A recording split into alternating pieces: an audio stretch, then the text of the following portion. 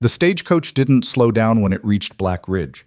It lurched, groaned, and spat passengers out like a man coughing up something stuck in his throat. And Evelyn Mercer was among them, gripping the handle of her travel trunk with both hands, and trying not to let her knees buckle beneath her skirts. She had been traveling for 11 days. 11 days of bad water and hard bread, of sleeping upright against strangers' shoulders, of watching the landscape outside the window. Change from green rolling farmland into something rawer and more unforgiving, brown rock and pale sky and wind that never quit. 11 days of telling herself it would be worth it, that Harold Fitch had a good ranch, that his letters, though short, suggested a steady man. The 26 years old and unmarried back in Harrisburg, Pennsylvania, was a sentence she did not intend to finish serving. She stepped down from the coach and stood in the dirt main street of Black Ridge, Wyoming, and took her first real breath of frontier air. It smelled like horse and smoke, and something she couldn't name, dry, like old wood, like a place that had been through weather and come out harder for it. "Someone meeting you?" The driver tossed her trunk down from the roof without much care, and it landed with a thud that made her flinch. "Yes," she said. "Harold Fitch. He owns a ranch outside of town. He knows I'm coming today." The driver nodded without interest and climbed back up. The coach rolled on. Evelyn stood beside her trunk. She waited. Around her the town moved the way frontier towns do. Unhurried but purposeful, people crossing from the general store to the feed store to the saloon, horses tied to posts, a dog sleeping in the sun near the barber's. A few people glanced at her. A woman in a blue dress standing next to a battered trunk on the edge of the road was not invisible, even in a town that tried hard to mind its own business. She waited an hour, maybe longer. The sun moved. Her back ached from the journey. Her feet hurt inside her good boots, the ones she'd packed specifically for arriving. And the pleasant expression she had fixed on her face was starting to crack at the edges. A boy of about 12 came running past, and Evelyn caught his arm gently. "Excuse me, do you know Harold Fitch? His ranch?" The boy squinted. "Fitch?" "Yes. He owns—" "Fitch left," the boy said, as if it were common knowledge, the way you'd say the blacksmith's closed Sundays. "Week ago, maybe. Heard he took off north. Something about a debt he couldn't settle." He pulled his arm free and ran on. Evelyn stood very still. She was not a woman who cried easily. She had learned that early. A household with a father who thought tears were manipulation had cured her of the habit around age 9. But something moved through her chest now, something she had no name for, some hot and miserable combination of shame and fury, and the specific kind of fear that comes not from darkness or violence, but from the sudden recognition that you are completely, entirely, without resource. Harold Fitch had written her letters for 4 months. He had paid half her travel fare. He had described the ranch, a good solid house, Evelyn, with room to grow, and land that rewards honest labor. He had signed each letter yours, Harold, and she had read too much into that yours. Now he was gone north. Debt he couldn't settle.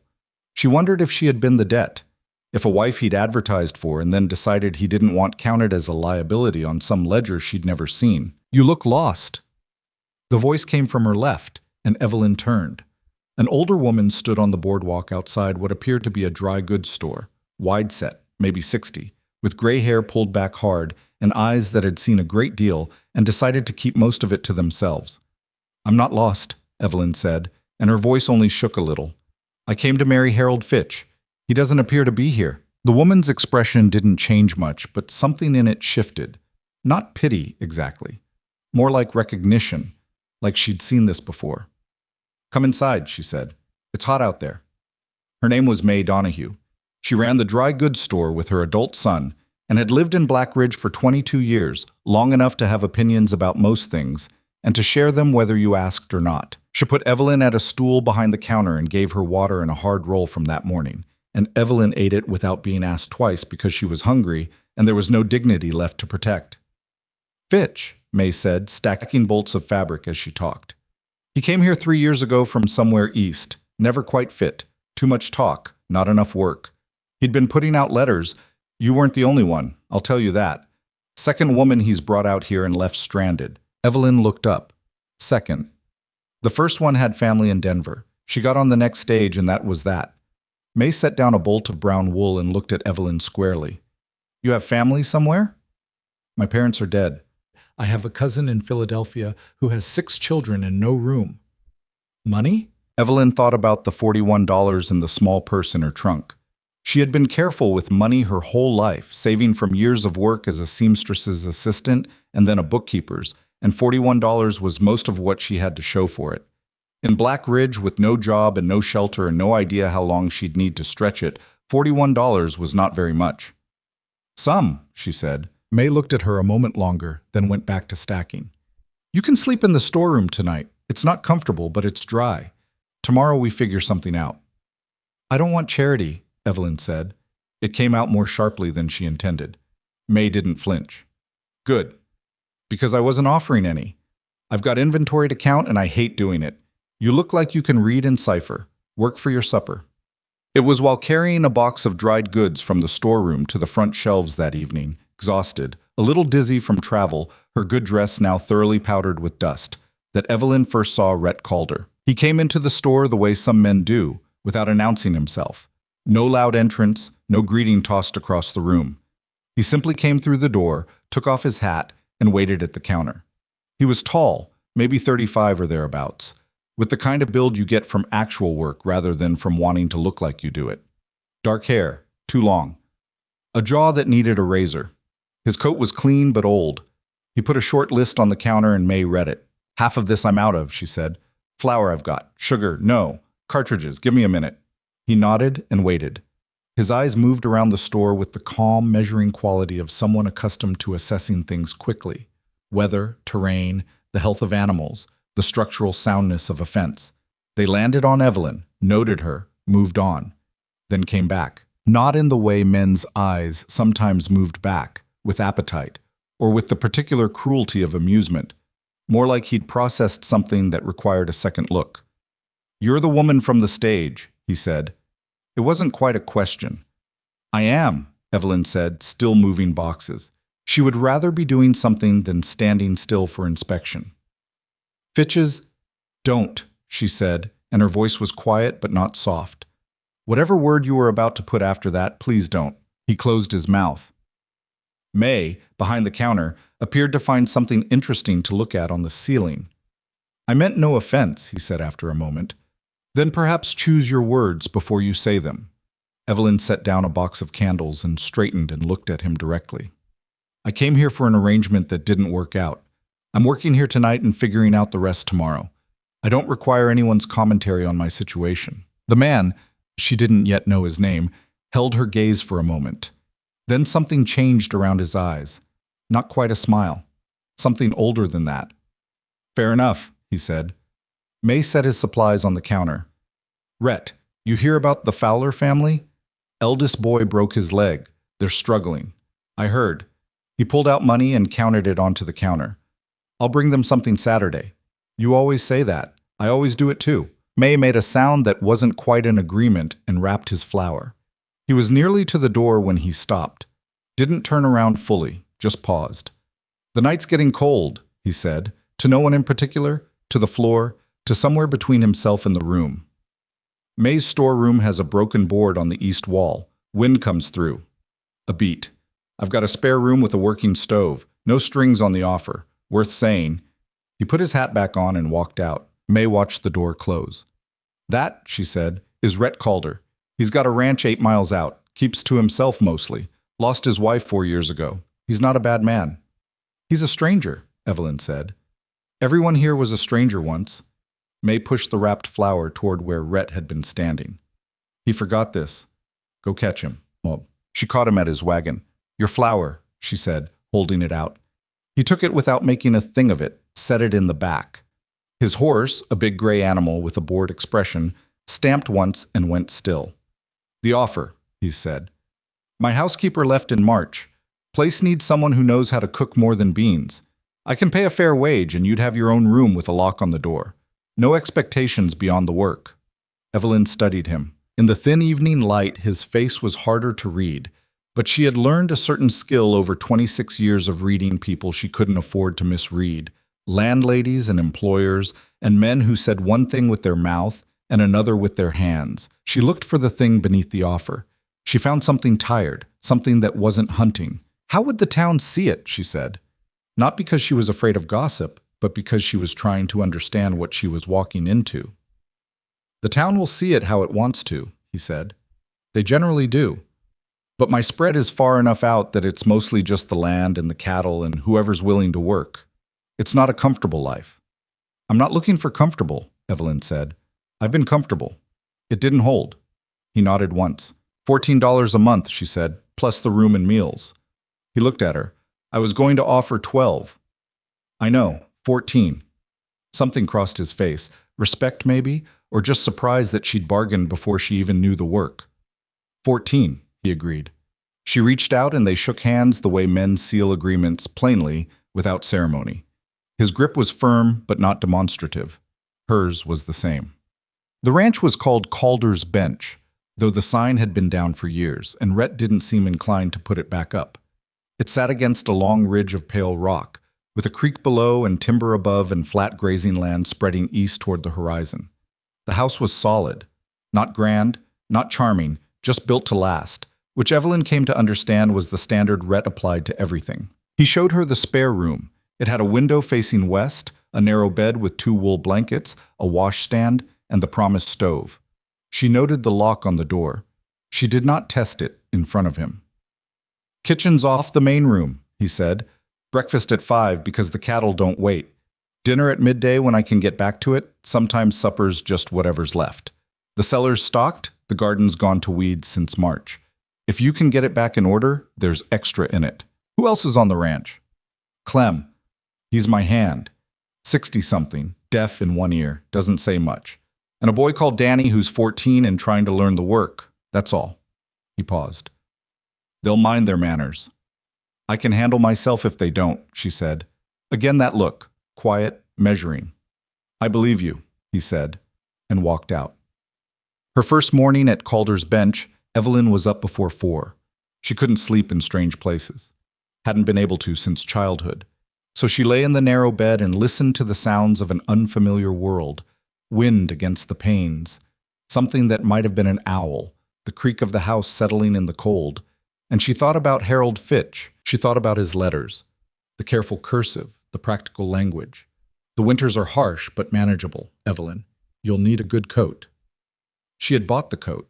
It was in her trunk. She thought about the way she'd told her cousin Margaret about the arrangement, the way Margaret had frowned and said, You don't even know the man, Evie. And Evelyn had said that's the point, isn't it, that you build something rather than inherit it. She had believed that then. She still believed it, just differently. She got up and started a fire in the kitchen stove and found the flour and made biscuits because that was something her hands could do without requiring her to feel anything. And by the time the sky outside went from black to deep blue, the biscuits were in the oven and she was starting on coffee. Red appeared in the kitchen doorway at 4:45, stopped, and looked at the table where she'd set out plates. You didn't have to. You said breakfast at 5, she said. It's not 5. He sat down. Clem came in a few minutes later, glanced at her, glanced at the biscuits, sat down. Danny, the boy, came in last and then stood in the doorway looking uncertain, the way 14-year-olds do when they're not sure of the rules of a new situation.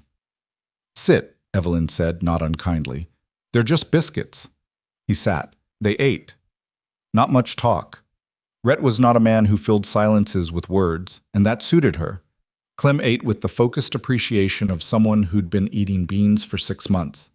Danny took 3 biscuits and then looked guilty about it. Take another, Evelyn said. He did. When Rhett pushed back his chair and reached for his hat, he paused. They're good biscuits, he said. Coming from him, she understood this was something close to a speech. I know, she said, and went to check the garden. The garden was not a garden. It was a collection of failures surrounded by a fence. Evelyn stood at the edge of it in the early morning light and took inventory the way she always took inventory of situations, without drama, just assessment. Weeds had taken most of it. The soil was dry and cracked at the surface, but when she dug her heel in, it held moisture underneath. The fence needed 1 rail replaced. 2 of the beds had been planted at some point and then abandoned, but the plants weren't entirely dead, just sad, in the particular way of neglected things that still want to live. She went back inside, found a hoe, found seeds and a tin in the cellar, some past their prime, but workable, and went back out. She worked for 4 hours without stopping. By midday, she had weeds out of half the beds and the fence rail replaced. She'd asked Danny to help with that, and he'd seemed almost grateful for a task with clear instructions. Her hands were blistered and her back ached, and her dress was filthy, and it was the best she'd felt in 2 weeks. Rhett came back to the house at noon and stopped when he saw the garden. He looked at it for a long moment. "You don't have to do all that in one day," he said. "I know," she said. "But if I don't do it today, I'll do it tomorrow, and it'll bother me tonight that I didn't start." He looked at her the way he'd looked at her twice before, that measuring, slightly surprised look, like he kept expecting something and kept getting something else instead. "All right," he said. The first time she heard about Silas Boone was in town, 3 weeks in, when she went with Clem to collect supplies. She was at the counter of May Donahue's store when she caught pieces of a conversation between two men by the door, not trying to listen, just unable to avoid it in a small room. "Boone says she's living out there and it ain't respectable.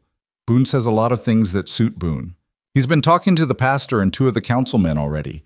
Says Calder ought to—" They noticed her noticing and stopped. She paid May for the supplies and said nothing. But walking back to the wagon, she asked Clem, "Who is Silas Boone?" Clem, deaf in one ear, turned to face her so he could hear. She repeated it. He spat, which she took as an answer of a kind. "He runs the Boone spread north of town," he said. "Big operation. Too big. He's been trying to buy or muscle out the smaller ranches for 2 years. Calder won't sell. Boone doesn't like that." "And what's his interest in me?" Clem looked at her from under the brim of his hat. "Boone was the man who brought Fitch here," he said. "Set him up on that little spread on the east side. Some kind of arrangement. When Fitch ran, Boone lost a piece of whatever that arrangement was." He paused. "You might be a loose end to him, or just something he can use." Evelyn sat with that on the ride home. A loose end, or something to use. She had been called worse things by men who thought they were in a position to name her. She'd survived all of them. She intended to survive Silas Boone as well, though she didn't yet know what form that survival would have to take. She met him 4 days later. She was coming back from the creek with a bucket of water when a man on a tall black horse came up the road to the ranch. Big man, not fat, just large in the way that gets mistaken for authority. He had a broad face and a neat mustache and the clothing of someone who wanted you to know he had money without making it look like that was the point. He reined in and looked down at her. "You'd be the Mercer woman," he said. "I would," she said. "And you're on private land." Something flickered behind his eyes. Not anger, adjustment. He wasn't used to people pointing out the obvious as a form of resistance. "Silas Boone," he said. "I run the North Valley operation. I wanted to come introduce myself and see how you were settling in. That's very neighborly." "We try to be," he smiled. "Frontier community, you know. People look out for one another. Make sure things are proper." "Is something improper?" "Well." He spread his hands. Reasonable man, just asking questions. "A woman alone at a bachelor's ranch. Small community. People talk." "People talk everywhere," Evelyn said. "In my experience, it's mostly people who haven't found anything more interesting to do." The smile stayed on his face, but got smaller and colder. "Calder's a stubborn man," he said, seeming to change the subject. "Good land he's sitting on. Be a shame if complications made it hard to hold." "I'll let him know you stopped by," Evelyn said. She carried her bucket inside. She set it down on the kitchen floor and stood there a moment with her hand still on the handle, letting her pulse settle.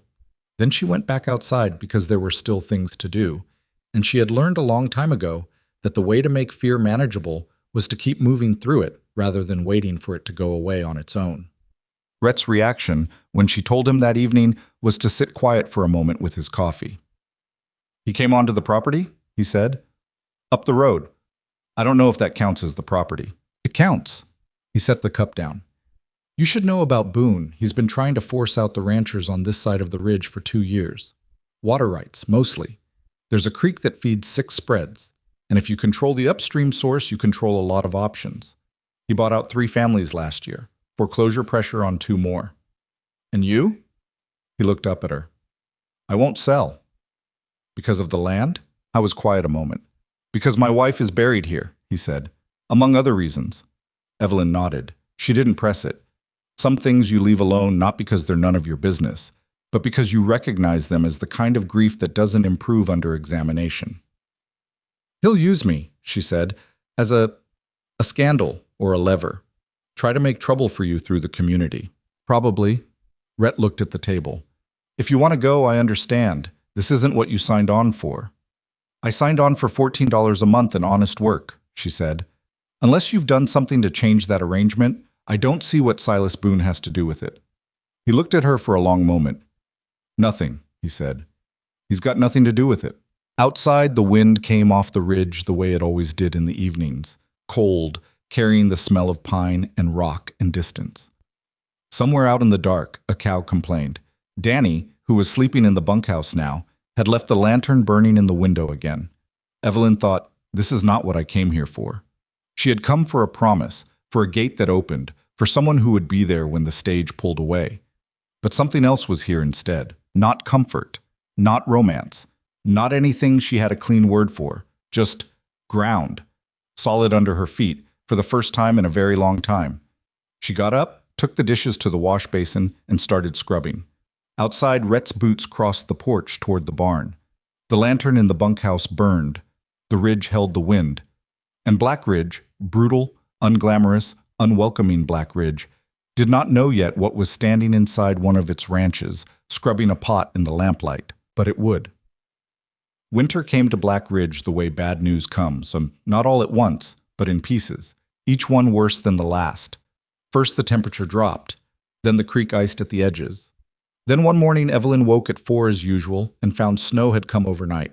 Not a dusting, but the real thing, heavy and indifferent, blanketing the yard and the garden beds she'd spent 6 weeks restoring and the road to town, which would be impassable by midday. She stood at the kitchen window with her coffee going cold in her hand and looked at it. Then she put on her coat and went to start breakfast. That was October. By November she had stopped being surprised by the cold and started being strategic about it, which was the only way to survive a Wyoming winter without losing your mind. She made lists. She took inventory of the cellar every 2 weeks, tracking what they had and what they'd need before the road opened reliably again in spring. She learned which floorboards in the house were worst for drafts and stuffed old cloth into the gaps. She taught Danny how to bank a fire correctly, so it lasted through the night without burning through all the wood by 3 in the morning. Danny, it turned out, had never really been taught much of anything with patience. He was 14 and had come to Rhett's ranch 6 months earlier from a family situation. Nobody fully explained, and that Evelyn did not press, because she had learned that some stories come out in their own time or not at all. He was a quiet boy, not stupid. She recognized early that he watched everything and retained most of it. But he had the particular damage of a child who'd been told he was useless often enough that he'd started agreeing. You did that wrong, he said one afternoon, watching her repair a split seam in Clem's work coat. I did it differently than you expected, she said. That's not the same thing. He watched her finish the stitch. My ma did it the other way. How'd it hold? A pause. Not great? Then try it this way, she said, and handed him the needle. He looked at it like it might bite him. It's thread and a needle, she said, not a snake. He took it. His first attempt was terrible. His second was better. His third was acceptable. By the time he finished the coat, he was scowling in concentration the way people do when they're actually engaged with something. And when he handed it back, she held it up and examined the seam without comment, then folded it and set it aside. Well, he said. It'll hold, she said. He tried not to look pleased. He failed. Rhett watched this exchange from the doorway without saying anything, and that evening when Evelyn was washing up, he said, from behind his newspaper, He likes you. He tolerates me, she said, which is enough. More than he tolerates most people. She didn't respond, but she thought about it later, lying in the narrow bed with the wind pressing against the western window, and she thought that tolerated was actually a word she'd earned in this place. Not welcomed, not adopted, tolerated, which on this frontier meant something real. It was more than she'd had when she stepped off that stagecoach. The troubles with Silas Boone did not arrive loudly. They arrived the way the cold did, in pieces. First it was the rumors in town, which May Donahue reported with the brisk neutrality of a woman delivering weather forecasts. They're saying she's Calder's mistress. Then, they're saying she drove off Fitch because she set her sights on a richer man. Then, most cruelly, they're saying no decent woman would have agreed to those terms, so she must not be decent. Evelyn heard all of this and said very little. She continued going to town on supply runs, She continued paying for things at May's counter and nodding to people who half nodded back and holding her posture straight, because the moment you bend under that kind of pressure, you've given them the thing they were hoping for. But it cost her. She was not made of iron, whatever face she showed the town. Some evenings she sat in the kitchen after the others had gone to bed, in the quiet that the frontier does well and cities never quite manage, and she felt the weight of it, the specific loneliness of being surrounded by people who have decided what you are before you've opened your mouth. She had left Harrisburg partly to escape a version of that, a city that had its own fixed ideas about a woman her age with no husband and no family, and she had arrived somewhere with different geography and the exact same architecture of judgment. She never cried about it, but sometimes she sat there long enough that the fire burned down to coals before she noticed. It was on one of those evenings that Rhett came back inside. He'd gone out to check on one of the cattle, a cow that had been off her feed for 2 days, and she'd assumed he'd gone directly to bed afterward. But he came through the kitchen door at nearly 10 o'clock, stomping snow off his boots, and found her sitting at the table with a cold cup of coffee and the lamp burning low. He looked at her. She looked at the table. "Cow?" she said. "She'll be all right. She'd gotten into something in the east pasture." He hung his coat and didn't immediately leave, which was unusual. He stood near the stove, warming his hands, and said, without looking at her, "I heard what Boone's been saying around town. The newer stuff." "May told you." "May tells everyone." He paused. "I'm sorry. It's because of me that you're—" "Don't," she said. He looked at her then. "Don't apologize for something Silas Boone is doing," she said. "You didn't spread those rumors. You didn't arrange for me to come here and then disappear. You gave me honest work and a fair wage and a room with a lock on the door. Everything else is Boone's doing, and I'll deal with Boone on those terms."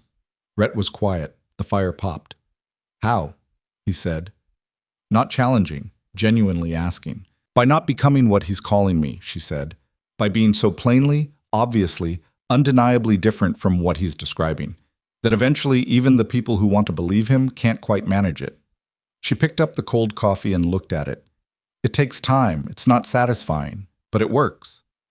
"And if it doesn't?" She looked up at him. "Then I figure out something else." He nodded slowly. There was something in his face she couldn't entirely read. Respect, maybe, and underneath it something older and more careful, like a man who'd learned to want things quietly, because wanting them loudly had cost him before. "You should sleep," he said. 5 o'clock comes the same regardless." "I know," she said. He went to bed. She sat a while longer, then banked the fire and went to her room and locked the door, not because she needed to, but because the sound of the lock was something solid and hers in a world that was still mostly uncertain. The real escalation started in January, when Boone moved on the water rights. Evelyn didn't fully understand it at first. Water law on the frontier was its own tangle of prior appropriation claims and upstream agreements and handshake deals that predated the county itself. But she understood the practical effect when Clem came in one evening looking older than usual and told Rhett that the upstream diversion gate on Boone's property had been adjusted. "Adjusted how?" Rhett asked. "Closed down," Clem said, "or near enough. Flow on our section of the creek is maybe half what it was. Ground's frozen now, so it don't matter for the fields, but come spring." Rhett didn't finish his coffee. He put on his coat and went out to look, even though it was dark and 15 degrees and there was nothing to see that would be different in the morning. Evelyn sat with Clem. "Is it legal?" she asked. "What he did?" Clem turned his good ear toward her. She repeated it. "Maybe," he said. "Depends on the original claim and how the county reads the agreement. Boone's got a lawyer coming from Cheyenne. Calder's got—" He spread his hands, which was its own answer. "He needs documentation," Evelyn said. "The original water agreement, the claim dates, anything filed with the county." "Where would that be?" "County seat." "Cheyenne, some of it. Some of it might be in the old deed box in the back of Calder's desk." "Does Rhett know what's in the deed box?" Clem looked at her. "Rhett barely knows the box exists. She found the box that same evening, with Rhett's permission. He'd come back from the creek dark-faced and terse, and when she'd explained what she wanted to look for, he'd waved at his desk and said, 'Take whatever you need.' The box was a disaster. Deeds, letters, tax receipts, a document in a woman's handwriting she recognized as something personal and put aside without reading. Martha's, she guessed, Rhett's wife. And underneath all of it, the original water rights filing, dated 1871, with Calder's claim clearly registered as prior to Boone's by 3 years. She brought it to the kitchen table and read it carefully, twice, with the lamp pulled close. Then she wrote a letter. Not to Boone. There was nothing to say to Boone. To the county clerk's office in Cheyenne, requesting confirmation of the filing date and a copy of the recorded claim, and asking whether a unilateral adjustment to upstream flow by a downstream registered claimant constituted a violation of the terms of the original agreement. She wrote it in the careful, precise language she'd learned as a bookkeeper's assistant, the language of someone who understood that the right words in the right order had more force than shouting. She sealed it and set it on the counter. When Rhett came down at 4:45 the next morning, he found it there with a note.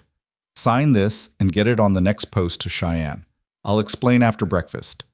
He read it standing at the counter. He read it again. Then he signed it. I didn't say anything at breakfast, but halfway through she caught him looking at her with that expression, the measuring one, the one that kept recalibrating. And she looked back until he looked away. Good biscuits, Danny said, because he said it every morning now, as a kind of ritual. I know, Evelyn said. Clem made a sound that might have been a laugh. The letter to Cheyenne took 3 weeks to get a response, which was fast for the county clerk's office in winter. The response confirmed what the original document said. Calder's water claim was prior and recorded, and any interference with the established flow without a court modification of the agreement was in potential violation of territorial water law. The clerk's language was careful, but Evelyn had learned to read careful language. She brought it to Rhett. He read it. What do I do with this? You go see the other ranchers who use that creek, she said, because Boone adjusted the gate, not just on your section. If he reduced the flow to half, everyone downstream is getting less. You're not the only one with a claim and an injury. Rhett looked at her. How do you know all this? I read everything in that deed box, she said, and I asked May questions on the last supply run, and she's been here long enough to know who owns what claim where. A silence. You could have just told me what to do, he said. You don't have to explain every step. I know, she said, but I think you understand better when you can see the whole map. He took the letter and went to see the Fowler family, whose land was half a mile downstream from his. Then the Garcias, who were farther east. Then old Tom Briggs, who ran 200 head on the creek's North Fork, and who had a temper like a struck match, but whose water claim was older than anyone's. Evelyn stayed at the ranch. She had work to do. But she knew, sitting in the quiet of the house while Rhett was out making the rounds, that she had just done something that would not stay quiet. You don't organize a legal challenge to Silas Boone on water rights without Silas Boone finding out. And when he found out, things would move faster than they'd been moving. She was right. 3 days after Rhett's meetings with the neighboring ranchers, a man named Cord showed up at the gate. Cord worked for Boone, not in any agricultural capacity, but in the capacity that powerful men on the frontier kept certain kinds of men around for. He was not large, but he was the specific kind of lean that suggested quickness, and his eyes had the flat quality of someone who had learned to think of other people as obstacles. Clem met him at the gate. Evelyn watched from the porch. She couldn't hear this conversation, but she could read the body language well enough. Cord talking, Clem listening with his arms crossed. Cord talking more, Clem not moving. Eventually Cord looked past Clem toward the house and saw Evelyn watching. He held her gaze for a moment. She didn't look away. He said something to Clem, then turned his horse and left. Clem came back to the house. Boone wants a meeting. Calder and him. Neutral ground, he says. The saloon in town. When did Boone start wanting meetings? Evelyn said. He didn't, until the water rights letter went to Cheyenne. Clem looked at her. Cord said to tell you that Mr. Boone hopes you're finding Black Ridge agreeable and that he wishes you well. Which means? Which means he knows you wrote the letter, Clem said, and he wants you to know that he knows. Evelyn leaned against the porch post and looked out at the snow-covered yard, at the mountain behind it, at the flat gray sky. She thought about the specific mechanics of men like Boone, how they preferred their targets frightened, how a frightened target was a manageable one, how the message "I know it was you" was designed to produce a particular response. She thought, all right then. Tell Rhett when he gets back, she said, and went inside. The meeting at the saloon happened on a Tuesday, which was the day the saloon was quietest, and therefore Boone's choice of time was its own kind of theater. He wanted witnesses, but not a crowd. Rhett went. He asked Evelyn if she wanted to come, which surprised her. It'll make him angry, she said. Good, Rhett said. She went. Boone was already seated when they arrived. At a corner table with Cord standing a respectful distance away and a glass of whiskey he wasn't drinking. He looked up when they came in, and his eyes went to Evelyn and stayed there for a beat too long before moving to Rhett. "Calder," he said. "Appreciate you coming." "You wanted a meeting," Rhett said, and sat down. Evelyn sat beside him. Boone looked at her. "Miss Mercer." The tone said, "Why are you here?" The words said nothing. "Mr. Boone," she said pleasantly. He returned his attention to Rhett. "I think there's been some misunderstanding about the Watergate. My man made an adjustment for some maintenance work we needed to do upstream. It wasn't intended to affect the downstream flow in any significant—" "The flow dropped by half," Rhett said, "in January, in a dry year. These things happen with winter maintenance." Boone spread his hands. "Reasonable, man. Just explaining. I'd have notified the downstream holders, but it happened faster than expected. I intend to restore it fully once the work is—" "I've sent a letter to the county clerk," Evelyn said. Boone looked at her.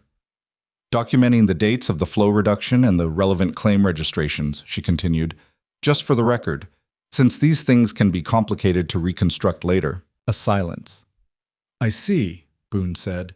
His voice was perfectly level. The flatness in it was worse than anger. "The other ranchers on the creek have been notified as well," she said. Tom Briggs was particularly interested in the county clerk's response regarding prior claims. Tom Briggs, she knew, was a man Boone had been trying to pressure into a sale for 8 months, and who had thus far responded to every approach by getting louder and more obstinate. Something shifted behind Boone's eyes. Not fear. Men like him didn't frighten easily, but recalculation. The look of a man reassessing the board. "You've been busy," he said, to her. "I'm an organized person," she said. Boone picked up his whiskey, looked at it, set it down. He looked at Rhett. "You're going to let this woman handle your affairs?"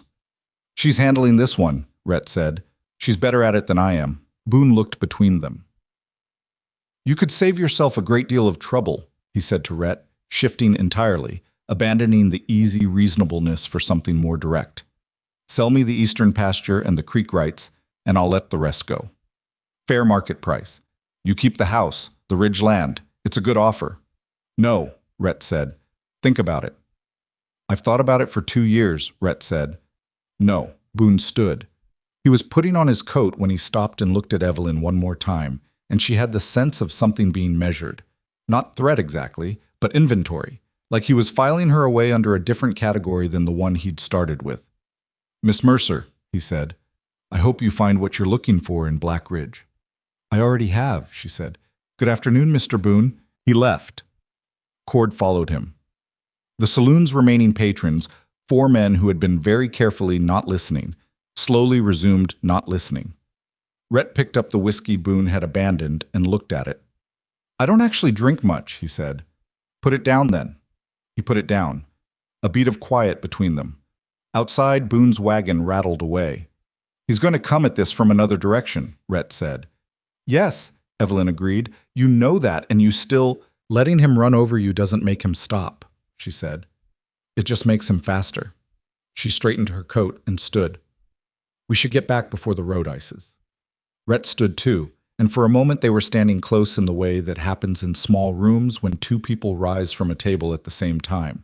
Close enough that she could see the way the afternoon light caught the weathering on his face, the lines around his eyes from years of squinting at horizons. He stepped back. She moved toward the door. Neither of them said anything about it. But riding back to the ranch in the cold, with the ridge turning purple in the early dark, Evelyn was aware of something she hadn't been tracking carefully enough. The slow, quiet way that 2 people who share hard days in close quarters begin to take up residence in each other's peripheral vision. Not romance. Nothing so simple. Just the particular weight of another person's presence, which you only notice when you start to feel its absence would matter. She noticed it. She filed it away. She did not know what to do with it yet. February brought more rumors. Boone had evidently decided that the legal route was slower than he wanted, and pivoted back to the social pressure he'd been applying since October, but with a new angle. He began suggesting, in the careful way that powerful men suggest things, that Rhett Calder's judgment couldn't be trusted. That a man who allowed a strange woman to run his household and write his legal correspondence was a man who'd lost his footing, that the ranch was in decline. that anyone who did business with Calder might want to reconsider. It was May who told Evelyn about the business pressure, that one of the merchants in town had started hesitating on Calder's credit, that the farrier had been approached and asked if he'd consider taking his services elsewhere. He's trying to isolate the ranch, Evelyn said. He's trying to starve it, May said, with the bluntness of a woman who dealt in facts. Make it uncomfortable enough that Rhett sells out of exhaustion, if nothing else. Evelyn bought her supplies and walked out into the February cold, and she stood by the wagon for a moment looking at Black Ridge, the main street, the saloon, the church at the end of the road, the mountains behind it all, indifferent and enormous. She thought about what she had come here for. A promise. A gate. A man who was supposed to be standing on the other side. She thought about what she had instead. A blistered garden coming back to life under frozen ground. A boy who was learning to sew and to bank fires, and to do things with his hands that would hold. An old man who was deaf in one ear and said almost nothing, and showed up every single morning without fail.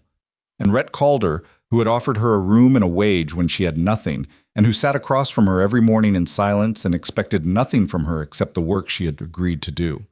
It wasn't what she'd come for. It was something harder and less comfortable and more real than anything she'd come for. She got in the wagon and drove back to the ranch. That evening, she sat at the kitchen table after supper and wrote 3 more letters to the families of the Fowlers, the Garcias, and Tom Briggs.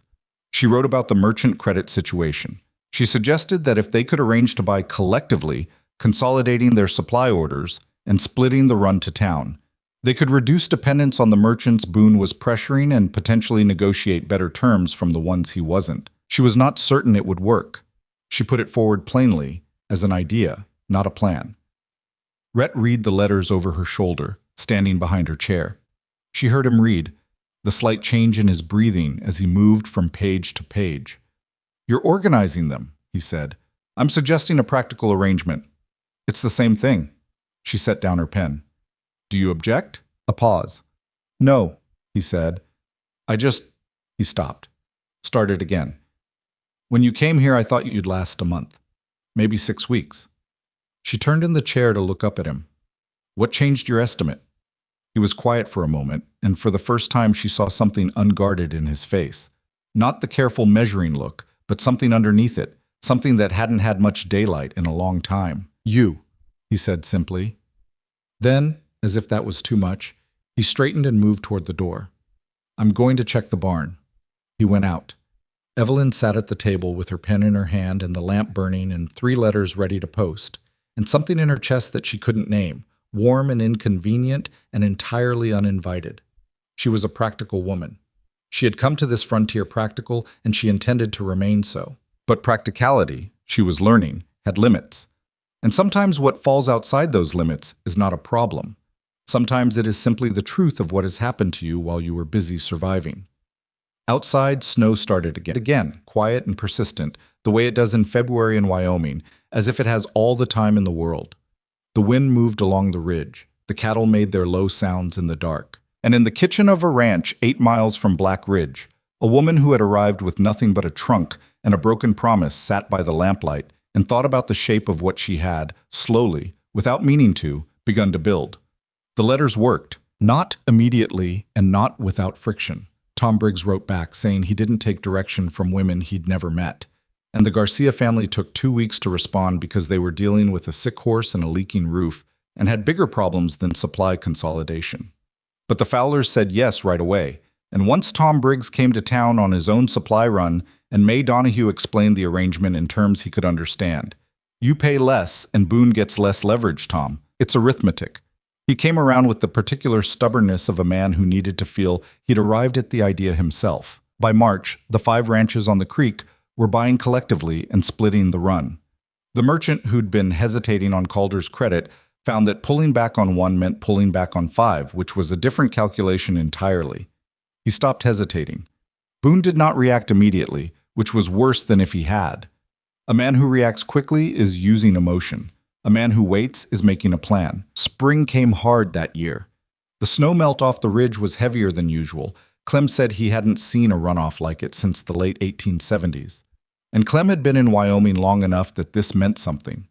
The creek ran fast and brown and loud, and the low fields on the eastern edge of Calder's bench went soft and then muddy, and then stood in 2 inches of water for a week before draining.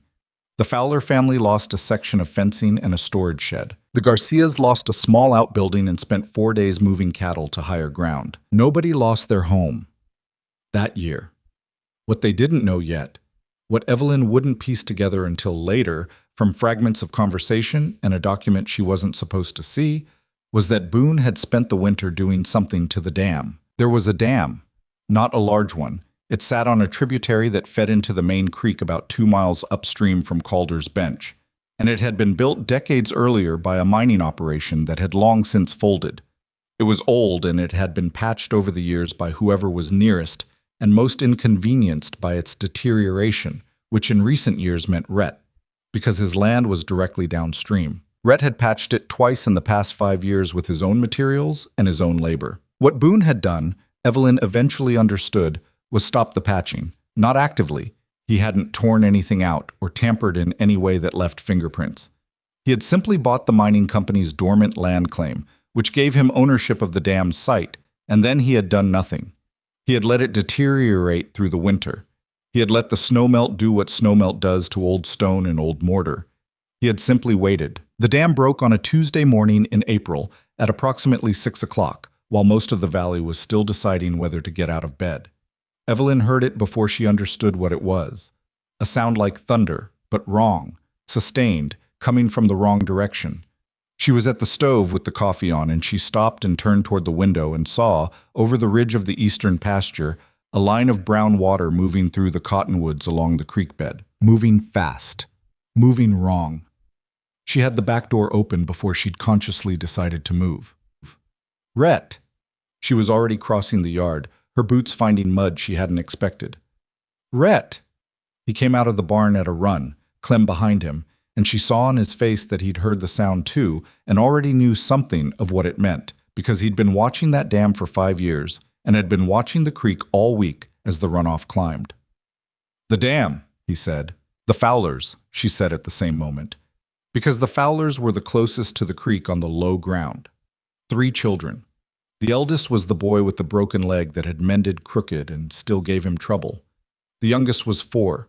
Rhett was already at the horse. Clem, get Danny, get to the Garcias, tell them to move to high ground now, Evelyn said, and Clem turned without being asked twice, because Clem was a man who recognized a crisis and didn't require ceremony about it. I'm going to the Fowlers. You're not going alone, Rhett said. Then ride faster, she said, and got on the second horse. She had learned to ride in Pennsylvania, where riding meant something recreational and controlled, and she had been learning the difference between that and frontier riding for 6 months. The difference, she had found, was mostly about what you were willing to ask of yourself and the horse, when neither of you had good options. She asked a great deal of the mare that morning. The mare, to her credit, gave it. The road to the Fowler place ran along the high edge of the pasture and then dipped toward the creek crossing, and it was at the creek crossing that Evelyn first understood the full scale of what was happening.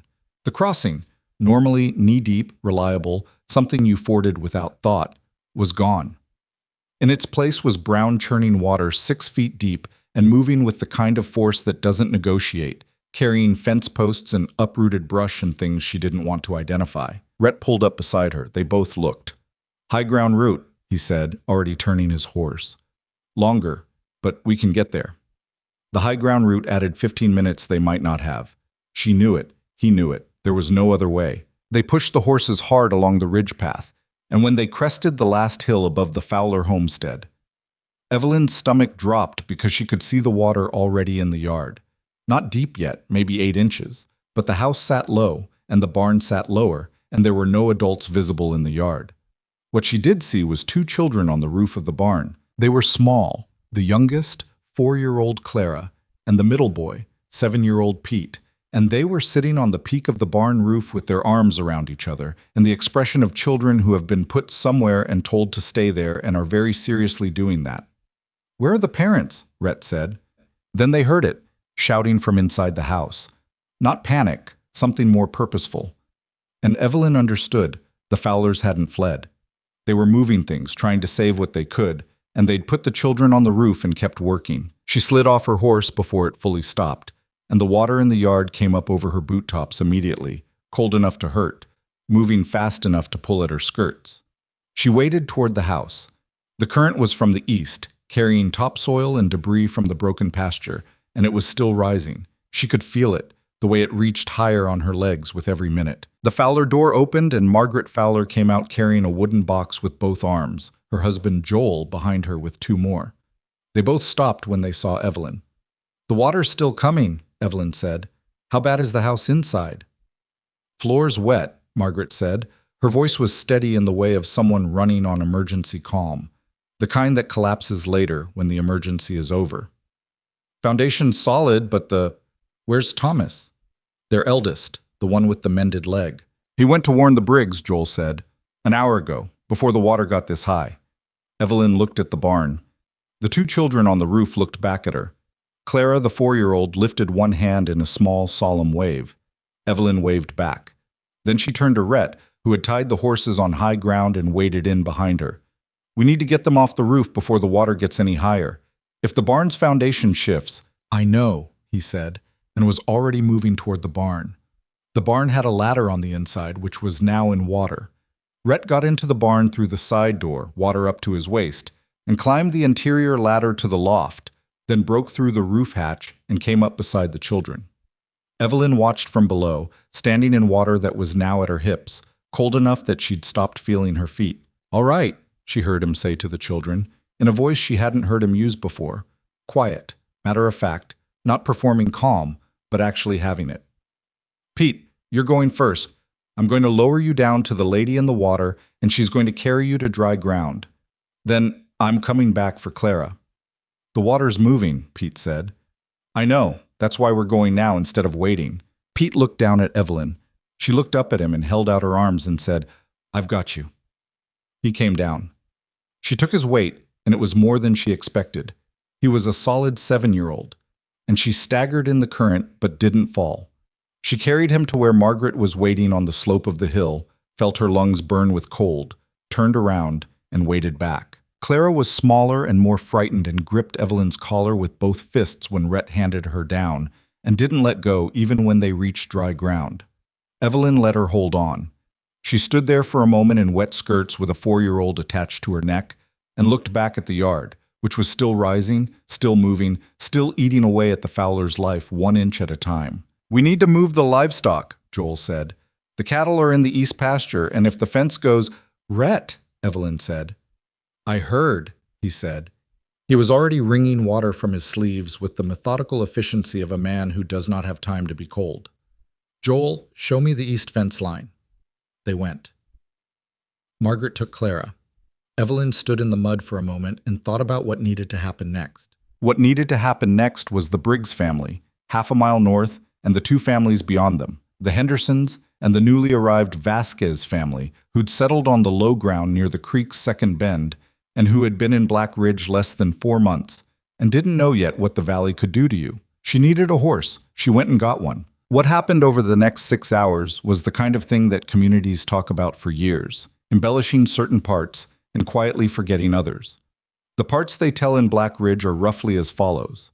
Evelyn Mercer rode to 4 homesteads in wet clothes in the April cold and helped move 3 families and 11 children to higher ground. She organized the older children into a chain that passed blankets and food from the Briggs barn to the hill where the displaced families were gathering. She made 2 trips back through chest-high water to retrieve a cradle. Not furniture, but a cradle with a 2-month-old baby in it, because the Hendersons' youngest had been asleep inside when the water started coming in, and Helen Henderson couldn't carry it and hold her toddler at the same time. That part is all true. What they don't tell. Because Evelyn never told it, and Rhett only told it once to Clem, and Clem kept it, was that on the second trip into the Henderson house, the current shifted. Something upstream let go. Another piece of the dam, or a log jam breaking, and the water rose 8 inches in 40 seconds, and Evelyn went under. Not long. Seconds. Long enough. She came up against the door frame of the Henderson house, grabbed it, got her footing on the floor inside, which was now 3 feet below the surface, and stood up. She was facing the wrong direction, disoriented, her skirts weighted with water and pulling, the current pushing at her sideways. She stood still for a second and found the light from the window, moved toward it, got out. She never mentioned it to anyone. She got the cradle. She got the baby. she got to dry ground. By midday, the displaced families were on the Briggs hilltop, which was the highest ground in that section of the valley, and solidly dry. And someone had gotten a fire going. And someone else had produced food from somewhere, and the children who'd been terrified at 6 in the morning were now running between the adults' legs with the adaptive resilience that children have that adults largely lose. Rhett found her at 2 in the afternoon, sitting on a fence rail at the edge of the hill, wringing out her braid. She was still cold, a deep, settled cold, not the sharp panicked kind, but the steady kind that comes from being wet in April in Wyoming for 8 hours. He sat on the fence rail beside her. He was soaked from the chest down, had a cut on his forearm from somewhere that he'd wrapped in a strip of cloth, and his face had the particular worn quality of a man who had been in motion for a long time and was now briefly allowed to stop. They sat there for a while without saying anything. "You went into the Henderson house twice," he said finally. "The baby was inside." "The water rose while you were in there. Joel Henderson saw it." "I noticed," she said. He was quiet for a moment. She could feel him looking at the side of her face. "That was reckless," he said. "The baby was inside," she said again. Not defensively, just that. "I didn't say anything to that." What was there to say? He looked out at the valley, at the brown water that had gone over the creek banks and spread across the low pastures, at the damage that would take the rest of the spring and into summer to assess fully, at the thing that Silas Boone's neglect had done to 5 families who'd done nothing to deserve it. "He knew," Rhett said. "Boone knew that dam was failing. I know he knew because I told his man Cord 6 months ago that it needed attention. I told him it was Boone's property and his responsibility. Cord said he'd pass it on."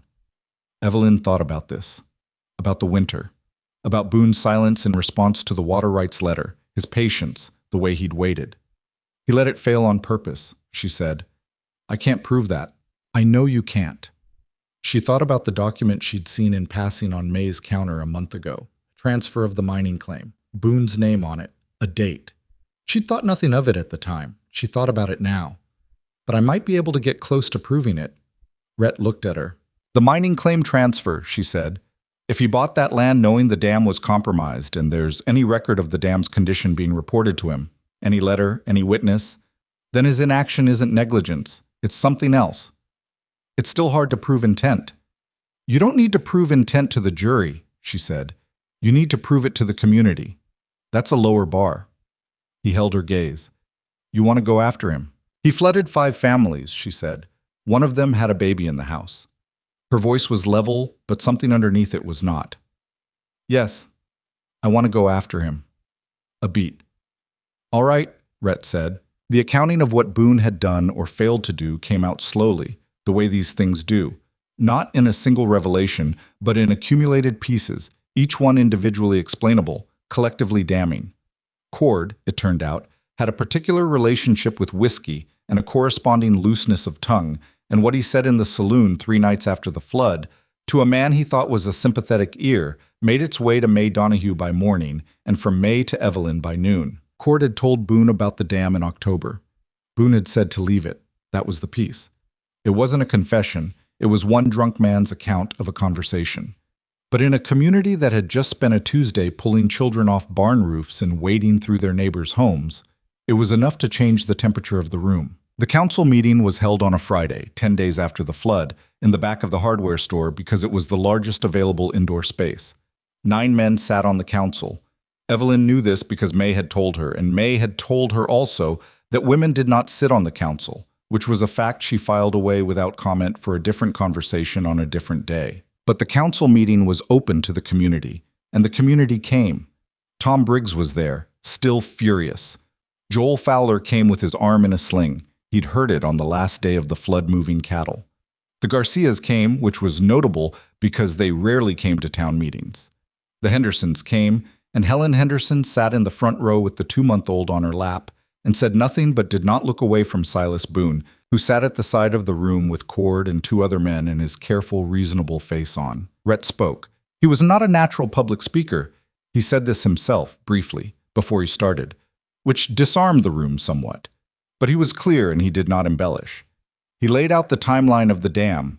He read the letter Cord's account had prompted, which documented his notification to Boone's man in October and Boone's apparent inaction. He presented the county water records Evelyn had spent 2 weeks assembling. Boone's lawyer from Cheyenne, he had brought one, which told you something, objected to the water records as speculative. The council chairman asked him to wait his turn. When Rhett sat down, Evelyn stood up. She was not supposed to speak. Nobody had said she couldn't, but the room's assumption was visible in the way several heads turned with surprise. She had thought about this, about whether to speak, about whether it would help or hurt, about the particular dynamic of a room full of men listening to a woman tell them what to think. She had decided that the room's discomfort was Boone's problem, not hers. She spoke for 8 minutes. She was precise.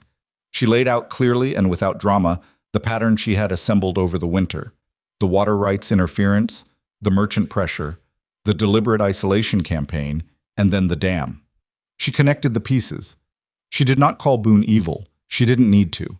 She called him what the evidence suggested, which was a man who had systematically and patiently worked to damage everyone in that room who refused to sell, and who had ultimately allowed 5 families to flood rather than spend money on a dam he'd acquired specifically to use as leverage. She sat down. The room was very quiet for a moment. Tom Briggs said, loudly, to no one in particular, "I want to know what we're going to do about it." That was the moment, Evelyn understood afterward, when things shifted. Not because of what she'd said exactly, but because Tom Briggs saying it out loud in that room told everyone else in the room that it was possible to say it out loud. People who had been calculating the cost of opposing Boone recalculated, because the cost of opposing him alone is different from the cost of opposing him together. Boone's lawyer spoke. He was good, precise, dismissive of the evidence's legal weight, pointing accurately to what couldn't be proven. I wasn't wrong about the law. But the room wasn't a courtroom, and the people in it had spent the last 10 days cleaning mud out of their floorboards. Nothing was decided that Friday. These things never resolve in a single meeting. But the temperature had changed, and both Evelyn and Boone knew it, and what they both understood was that the next move would determine the shape of everything that followed. Boone left the meeting before it formally closed. Cord and his men went with him. She watched them go. Rhett came and stood beside her. "He'll come back at us," she said quietly. "I know. Harder this time." "I know that too." She looked at him. He was looking at the door Boone had walked through, and his jaw was set in the way it got when he was angry, and controlling it. She'd learned to read that by now, the way you learn the expressions of people you share mornings and silences with. "The hired men," she said. "Cord and the others. You saw them." "I saw them." Cord was not a ranch hand. He was not agricultural. He and the 2 men who flanked him at the meeting were the kind of men you kept around for a different purpose, and they had been watching Rhett throughout the meeting with a particular focused quality that she had not been comfortable with. "You should be careful," she said. He looked at her, and something in his face shifted, the controlled anger softening into something more personal, more exposed. "So should you," he said. "You stood up in that room and made yourself the clearest target in the valley. I know. You did it anyway." "Yes." He looked at her for a long moment, and she felt it again. That inconvenient warmth, that weight of presence that had been growing all winter without her permission. She did not look away from it this time. She held his gaze and let him hold hers, and felt the specific quality of a moment when 2 people are recognizing the same thing at the same time without saying it. Then someone called Rhett's name from across the room, and the moment passed. He went. She stayed where she was, breathing steadily, looking at the empty doorway where Silas Boone had gone. 3 days later, the ranch hand they'd hired in spring to help with the flood recovery didn't show up for work. By afternoon, they heard why. Boone had offered him triple the wage.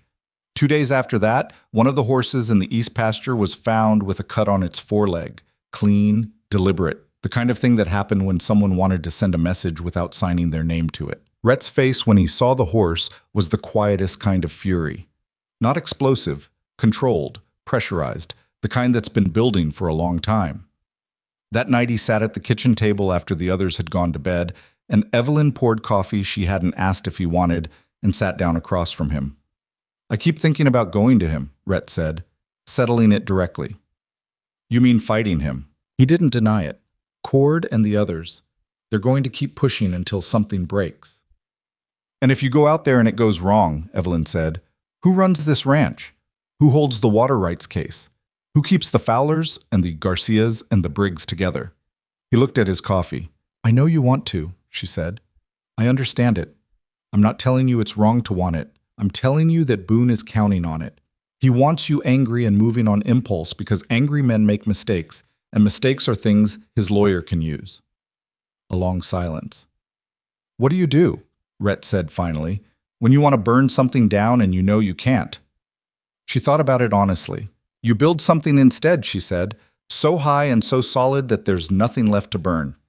He looked at her across the table, in the lamplight, in the quiet of the ranch that they had both, without quite planning to, come to think of as something worth protecting.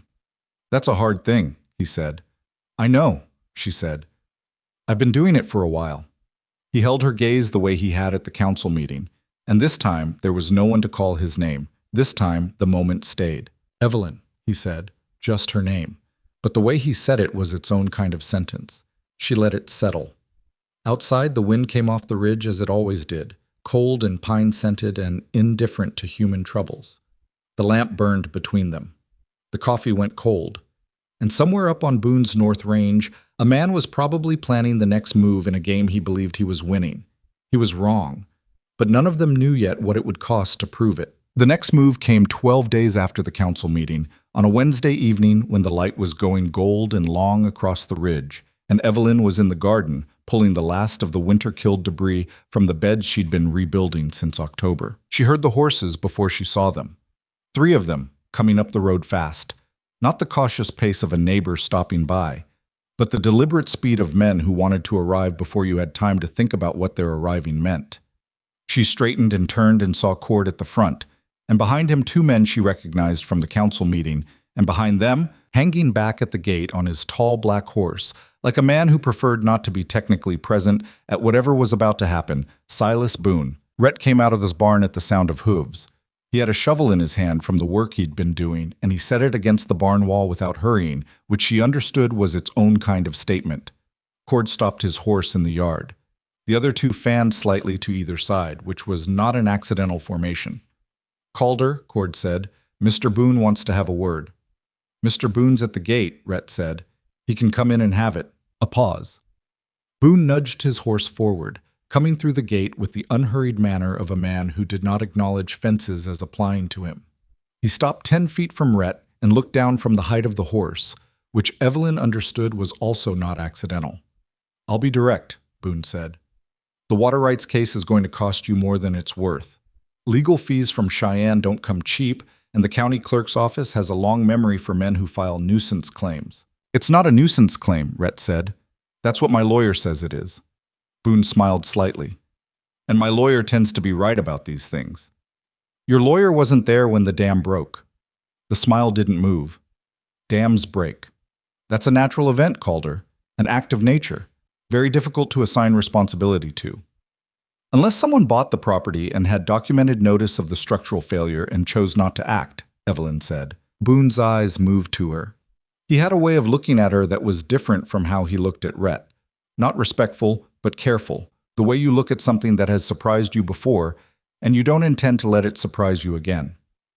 Miss Mercer, he said, I understand you've been doing quite a bit of legal correspondence on Calder's behalf. I've been doing quite a bit of clerical work, she said. It's part of my arrangement here. Is it? He looked back at Rhett. Here's what I'm prepared to offer. One final time, and this offer won't come again. Sell me the eastern pasture, the creek rights, and the ridgeland north of the second marker. I'll pay fair market value.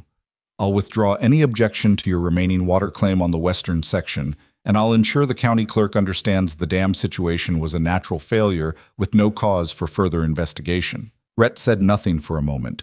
The shovel was still leaning against the barn wall. Clem had appeared in the barn doorway, quiet as he always was, and Danny was somewhere behind the fence line. Evelyn had seen him slip there when the horses came in, which was smart of him. That's a lot of what you'll do for me, Rhett said. What happens if I say no? Boone looked at him for a long moment. The water case drags on for 2-3 years. Legal fees that you can't absorb, but I can.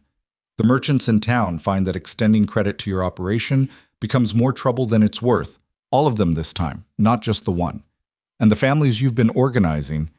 He paused, letting the word land, letting Rhett understand that he knew about the organizing.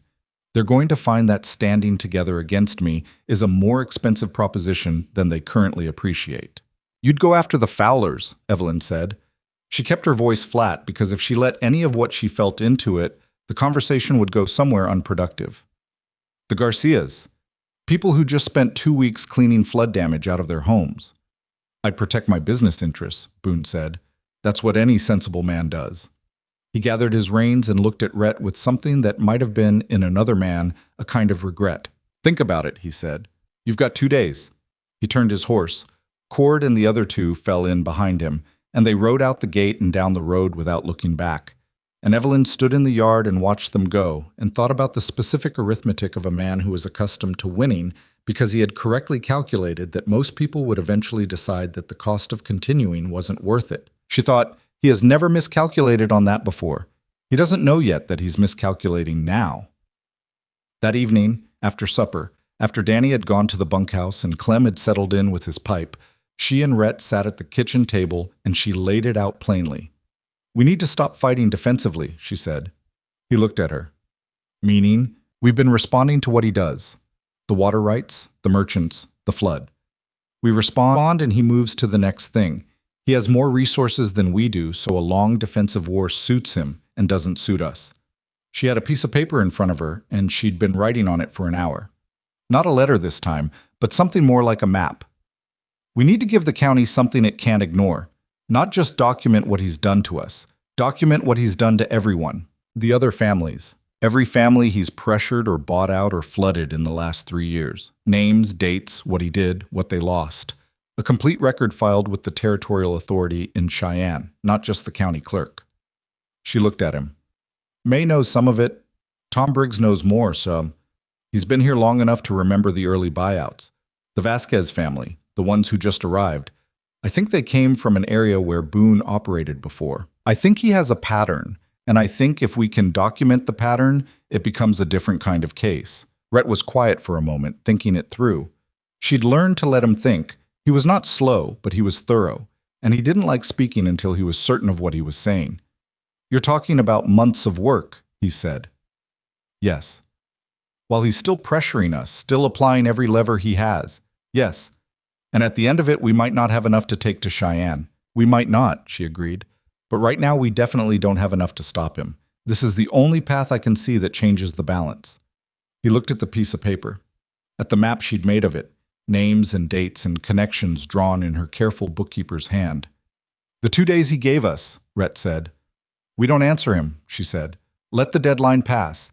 It tells him something, but it also tells everyone else something. He looked at her sharply. What does it tell everyone else? That we're still standing after the deadline passed, she said, which is the one thing he hasn't been able to arrange. He sat back in his chair and ran a hand through his hair, in the way he did when he was working through something he hadn't expected to be working through. All right, he said. All right to the documentation, or all right to letting the deadline pass? Both, he said. Both. The deadline passed. Boone did not immediately retaliate, which was more unsettling than if he had. The silence from the North Ranch stretched through the following week and into the next, and Evelyn used the time the way she always used time that Boone gave her by being temporarily quiet. She filled it. She rode out to the Briggs place on a Tuesday and spent an afternoon with Tom Briggs, who was a difficult man to spend an afternoon with, but who had a memory like a surveyor's map, and who, once he understood what she was compiling, produced a whiskey, poured 2 glasses, including one for her, which surprised him, and apparently surprised him further when she drank it, and talked for 3 hours. He knew names she didn't know.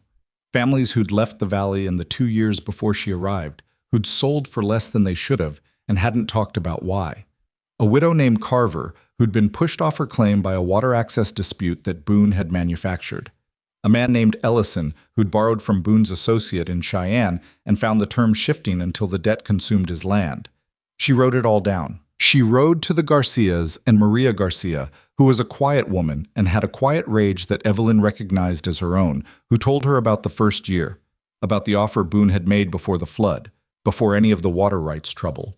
In the first month after they'd arrived, when they were still finding their footing and the offer had seemed almost reasonable, Maria had told him no.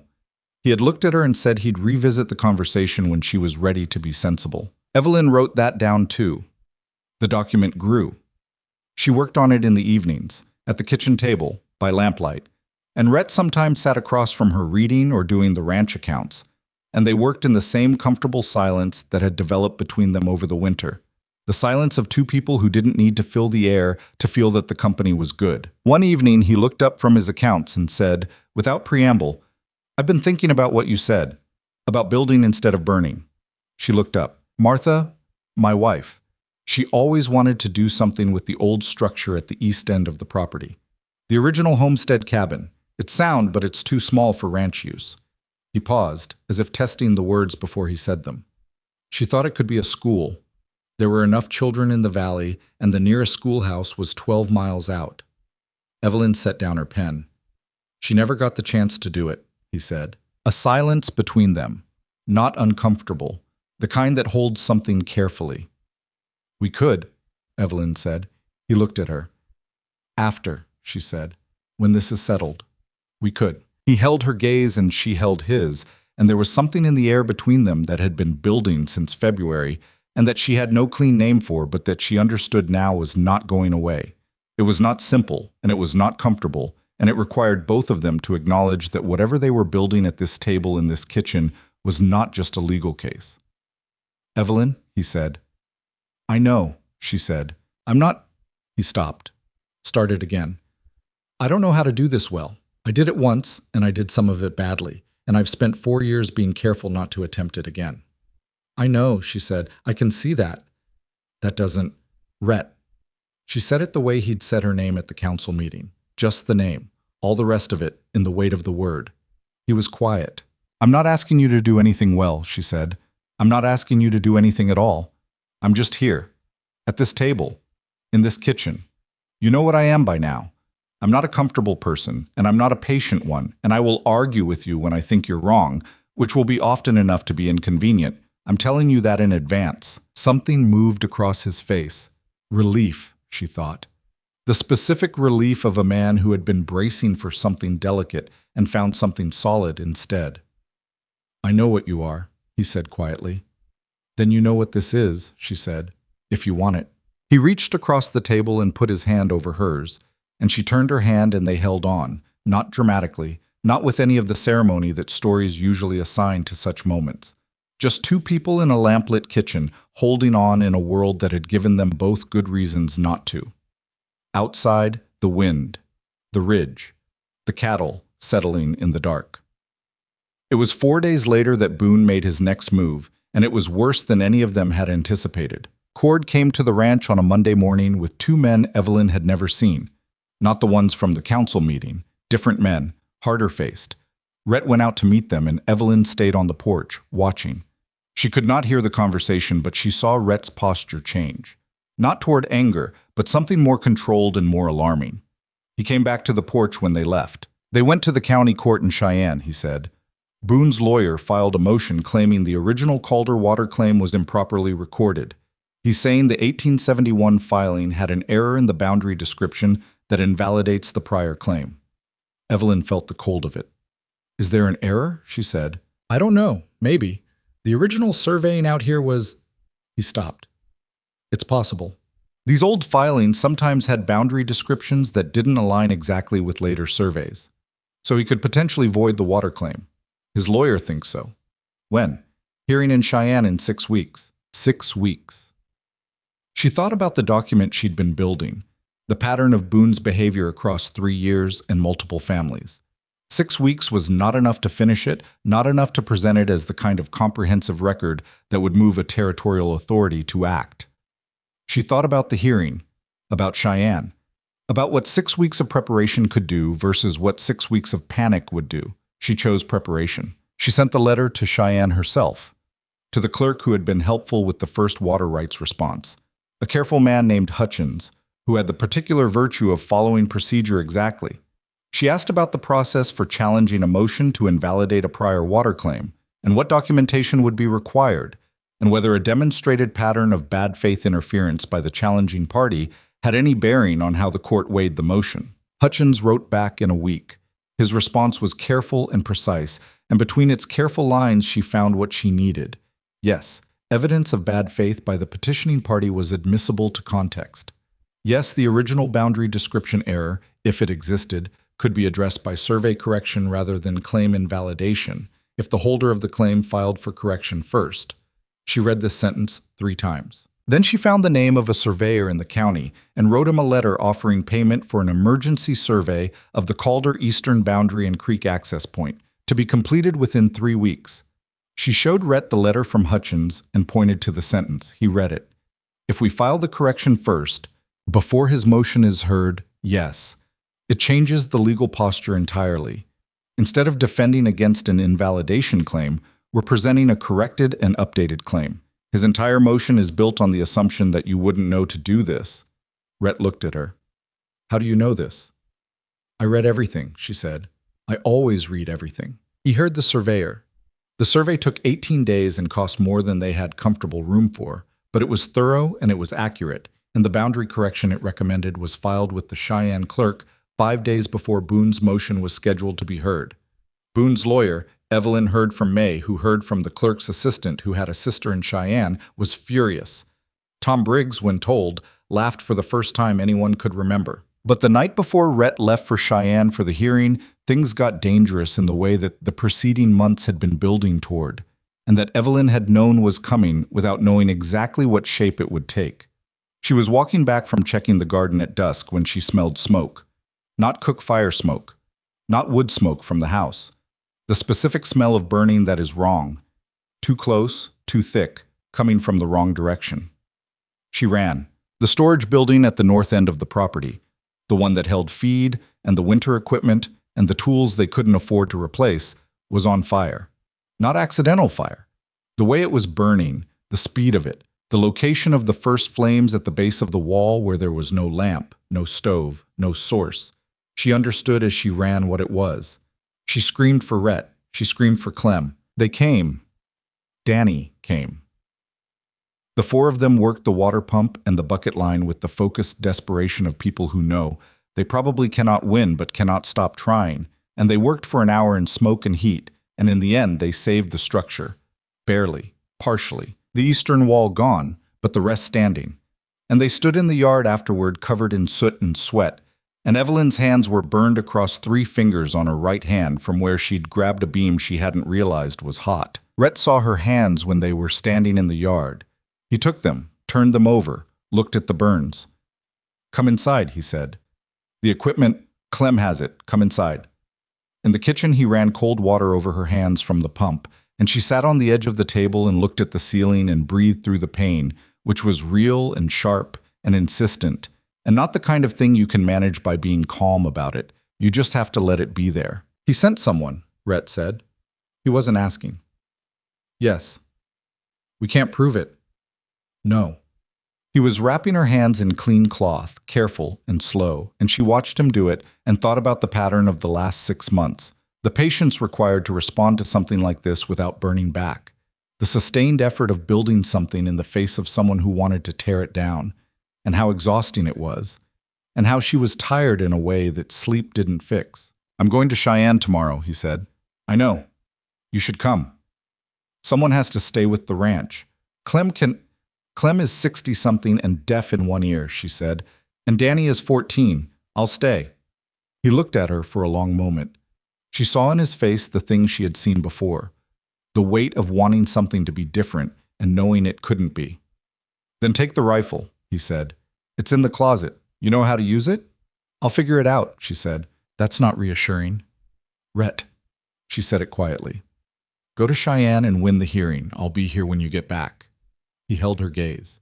Then he bent and pressed his mouth to the top of her head, the kind of thing that is not a declaration but is something more honest than one.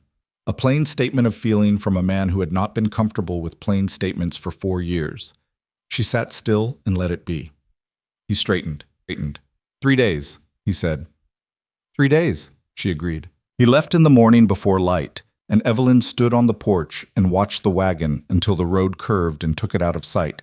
And then she went inside and got the rifle out of the closet and figured out how to use it, which took less time than she'd expected because it turned out to be not entirely unlike a few things she already knew. The 3 days were quiet. Too quiet, the way things get before they aren't. Cord rode past the gate once. On the second day, slowly, and looked at the house and rode on. She stood on the porch and watched him go. He didn't stop. On the third day, the hearing happened in Cheyenne. She didn't know what was happening in Cheyenne. She had the ranch and the burned storage building, and Danny, who had started sleeping in the main house without being asked, on the couch, with his boots on, the way a 14-year-old does when he understands there is a thing to be protected and has decided to be part of protecting it. She did not say anything about the boots on the couch. She cooked supper and they ate, and she read, and Danny fell asleep sitting up, and around 10 o'clock she went to the window and looked out at the dark yard and the dark road and the ridge above it, lit faintly by a moon coming up behind the clouds. She thought about what she would do if it hadn't gone well in Cheyenne, if the motion had been heard in a way that still allowed Boone's challenge, if the correction filing had come too late or been insufficient. She thought about the document she'd been building, the pattern, the names, the history, and whether it was enough, and when it would be enough, and how long enough takes to build. She thought about the cabin at the east end of the property, the school that Martha Calder had wanted to build. She thought about Harold Fitch, which she almost never did anymore, and how different her life would have been if he had been standing at the gate. How small it would have been. How certain. How she would never have known what she was capable of because she would never have needed to find out. She did not exactly thank him for leaving, but she felt the shape of the thing differently now. The broken promise that had looked like destruction and had turned out to be a door.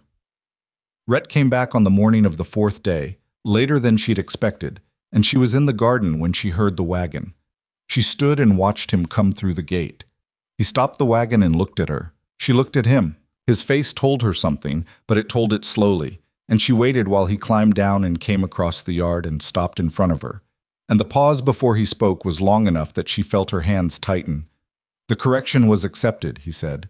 The motion was denied. The claim stands. She let out a breath she had been holding for 3 days. There's more, he said. The judge in Cheyenne, before he closed the session, he made a comment, on record, about the documented pattern of bad faith interference in local water claims.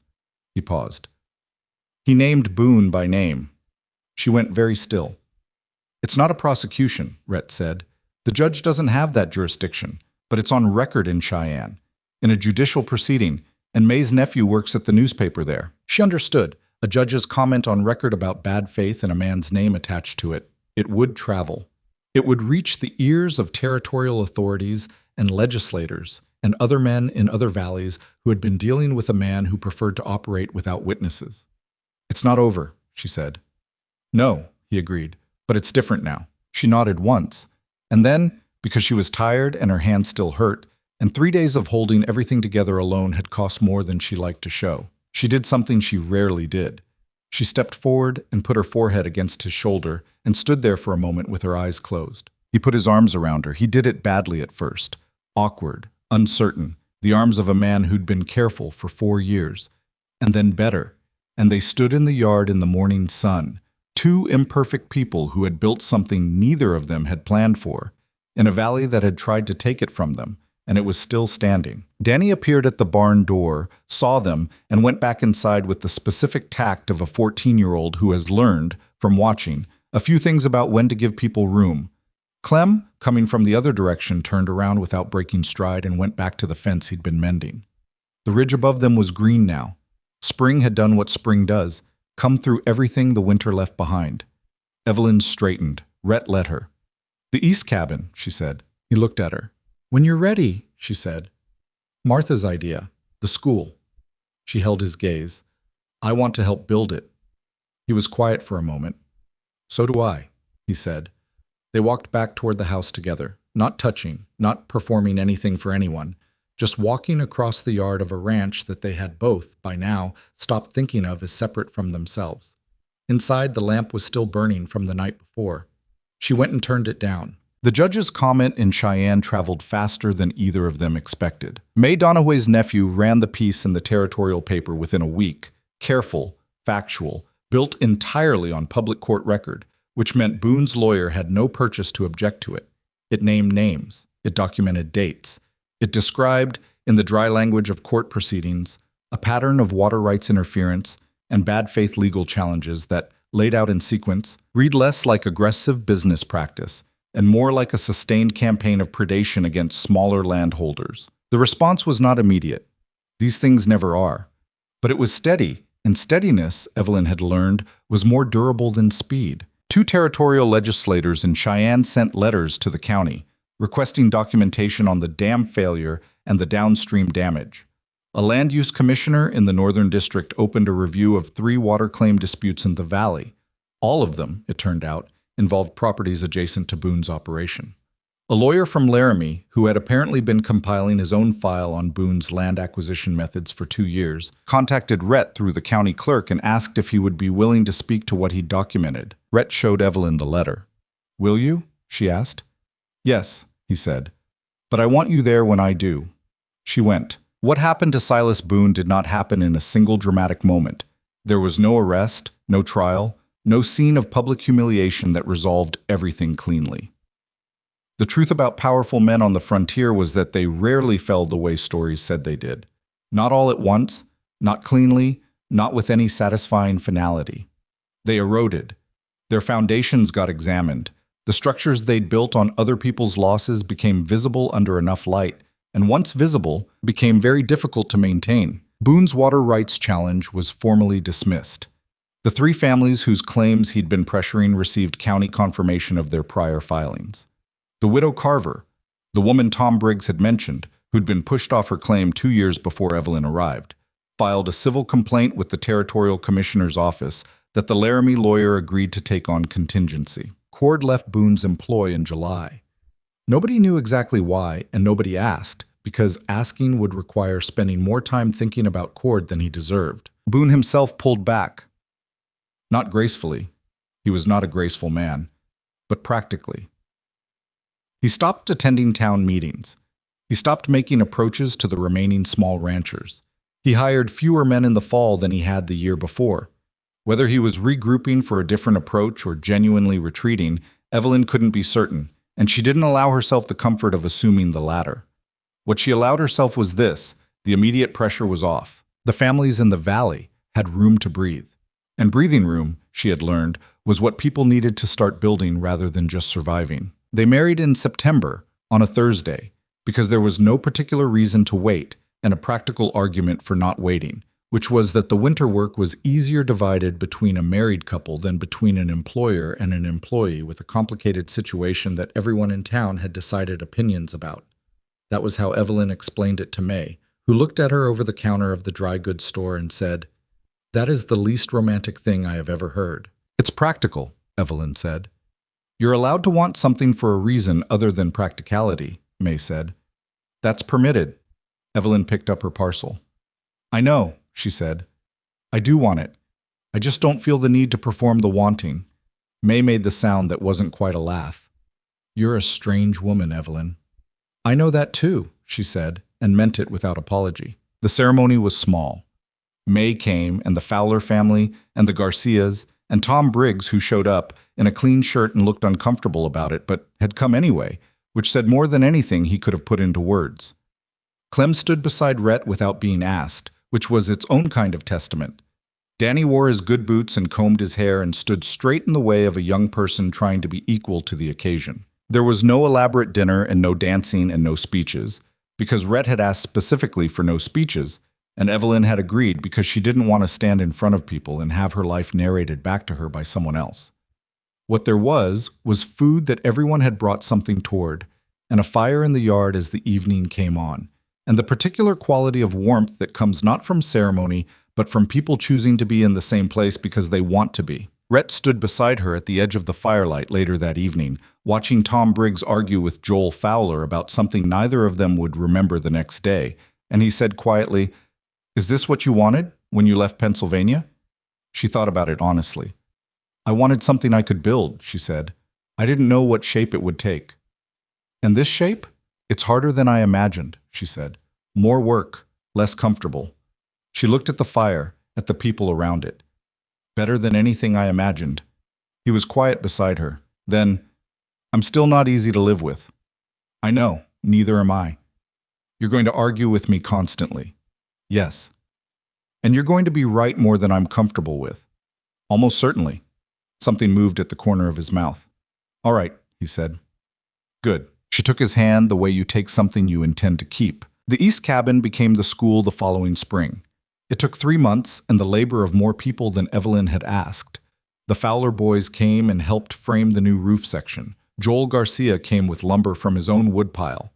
Without being asked why, Danny turned out to have a genuine aptitude for the kind of precise carpentry that small structures require and spent every spare hour on it with a focus that looked almost like peace. Even Tom Briggs came one Saturday with his 2 ranch hands and spent the day hauling stone for the foundation extension, refusing all conversation about it beyond a single statement to Rhett that it was a practical improvement to the valley's property values. The school opened in October with 11 children and Evelyn as its teacher, which was not a role she had planned for, but which she found suited her in the particular way that things do when they emerge from what you actually are rather than what you thought you were going to be. She was not a gentle teacher. She was precise, and she expected attention, and she had no patience for the idea that certain children were not capable of learning.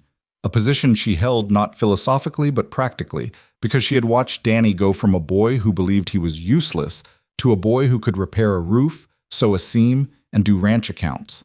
And she knew the difference between inability and the damage of being told you can't. She told the children what she told Danny. I don't care how long it takes. I care that you don't give up. The school grew. By the second year, there were 16 children. By the third, 22, and she had persuaded a second teacher to split the weeks. A young woman from the eastern settlements named Clara Page, who had been educated in Ohio and had come west for reasons similar to Evelyn's and found, like Evelyn, that what the West offered was not what the advertisements promised, but was, under the right circumstances, something better. The school also became, by gradual and unplanned evolution, something else. A place where women in the valley came when they needed to think through a situation without a husband present, or when they needed help writing a letter, or when they needed to understand a legal document that someone had put in front of them and asked them to sign without explanation. Evelyn helped with all of it. She did not call it anything. She did not name it or make a project of it or ask anyone to thank her. She just kept the lamp burning and the door unlocked and the coffee on. Rhett watched all of this from the periphery he preferred. He was not a man for the center of things. Never had been. And the life they had built gave him what he needed, which was the work of the land and the company of the people he'd chosen, and enough quiet in the mornings to remember who he was before the day's demands started in. I was not a changed man in the way that stories require men to change. He was still terse and still difficult to read, and still occasionally got something wrong in a way that required a real conversation afterward to work through. But he was present. Consistently, reliably present, which Evelyn had come to understand was worth more than transformation. Danny turned 17 and then 18 and stayed at the ranch by choice, which said everything and required no discussion. He had become, by increments, the kind of young man that the boy he'd been at 14 would not have believed possible, capable, steady, occasionally funny in the dry way that came from spending years watching 2 adults who communicated mostly in understatement. He started teaching himself to read music from a book Mae Donahue had in the back of her store, which seemed to surprise him as much as anyone. I didn't know I was interested in it, he told Evelyn one evening. Most people don't know what they're interested in until they try it, she said. Did you know you wanted to run a school? I wanted to know things, she said. The school was where that went. He thought about this. What did you want, originally, when you came here? She considered the question with the seriousness it deserved. Safety, she said. Structure. Someone who would be there. She paused. I thought that came in one package. A man with a promise. A gate that opened when I arrived. She looked out the window at the yard. It turned out to be something you build slowly, out of more pieces than you expect, with people you didn't plan to find. Danny was quiet for a moment. Then, the man who left, Fitch. What about him? Do you ever, I don't know, wonder where he went? Sometimes, she said. Not often. He's part of the reason I'm here, which makes him hard to resent completely. That's a strange way to think about it. I'm a strange woman, she said. Mae Donahue told me so. He laughed, which was something he did more freely now, and she thought, there it is. That's the thing you can't see when you're in the middle of it. You can't see what the hard work makes until you're far enough from the making. The land speculators arrived in the 5th year. They came from Chicago, 2 men with suits that didn't belong in Wyoming, and a proposition that they presented to the Black Ridge Town Council with the particular confidence of people accustomed to being the most prepared people in any room. They had maps and surveys and financial projections, And what they wanted was the valley. Not one ranch or one water claim, but the whole productive corridor from the ridge to the eastern flat, which they intended to consolidate into a single large agricultural operation backed by Eastern capital. Their method was the same as Boone's, but with more money and better lawyers and the additional pressure of representing something institutional rather than just one man's greed. They made offers. When the offers weren't taken, they made different offers. When those weren't taken either, they began to discuss, in the careful language of men who know how to threaten without technically threatening, the various complications that Eastern capital could create for small independent operations in a territory increasingly dependent on outside investment. They had done this before in 3 other valleys. They were good at it. What they hadn't calculated on was Evelyn, or more precisely, what they hadn't calculated on was what 5 years of living through Silas Boone had made of the community in the valley around Black Ridge. Evelyn heard about the speculators from May, who heard about them the day they arrived because May heard about everything the day it arrived. She went home that evening and sat at the kitchen table where she had sat for 5 years and written letters and built cases and organized people, and she thought about it. She thought about what she knew about these men, their methods, their pressure points, their assumptions. She thought about what the valley had now that it hadn't had when she arrived. A school, a functioning collective buying arrangement, water rights that had been tested and confirmed, families who had come through a flood together and through Boone together and knew, from experience, what they were capable of when they didn't panic. She thought about what these speculators would expect, which was what they always found. Individual families making individual calculations, each one alone in the arithmetic of whether to hold or sell. She thought, that is not what they are going to find here. She wrote 12 letters in one evening. Not the careful legal correspondence she'd written for the water rights case. Something different, shorter and more direct, addressed to each family in the valley she knew. She described what she knew of the speculators' methods and their history in other valleys. She proposed a meeting at the school the following Saturday. She sent Danny with the letters. 17 people came to the meeting. She had not expected that many. She'd hoped for 10 and planned for 8.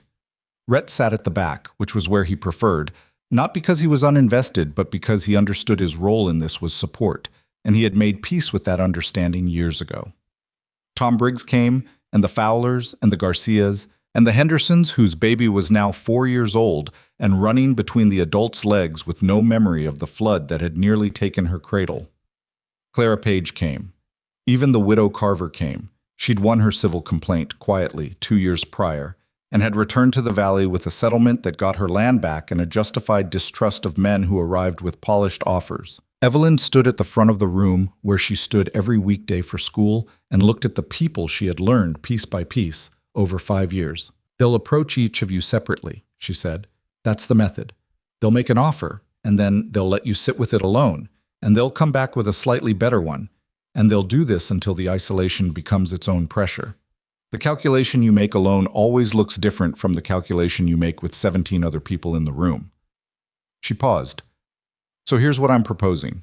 Nobody answers anything alone. Any offer, any approach, any document they ask you to consider. You bring it here first. We look at it together.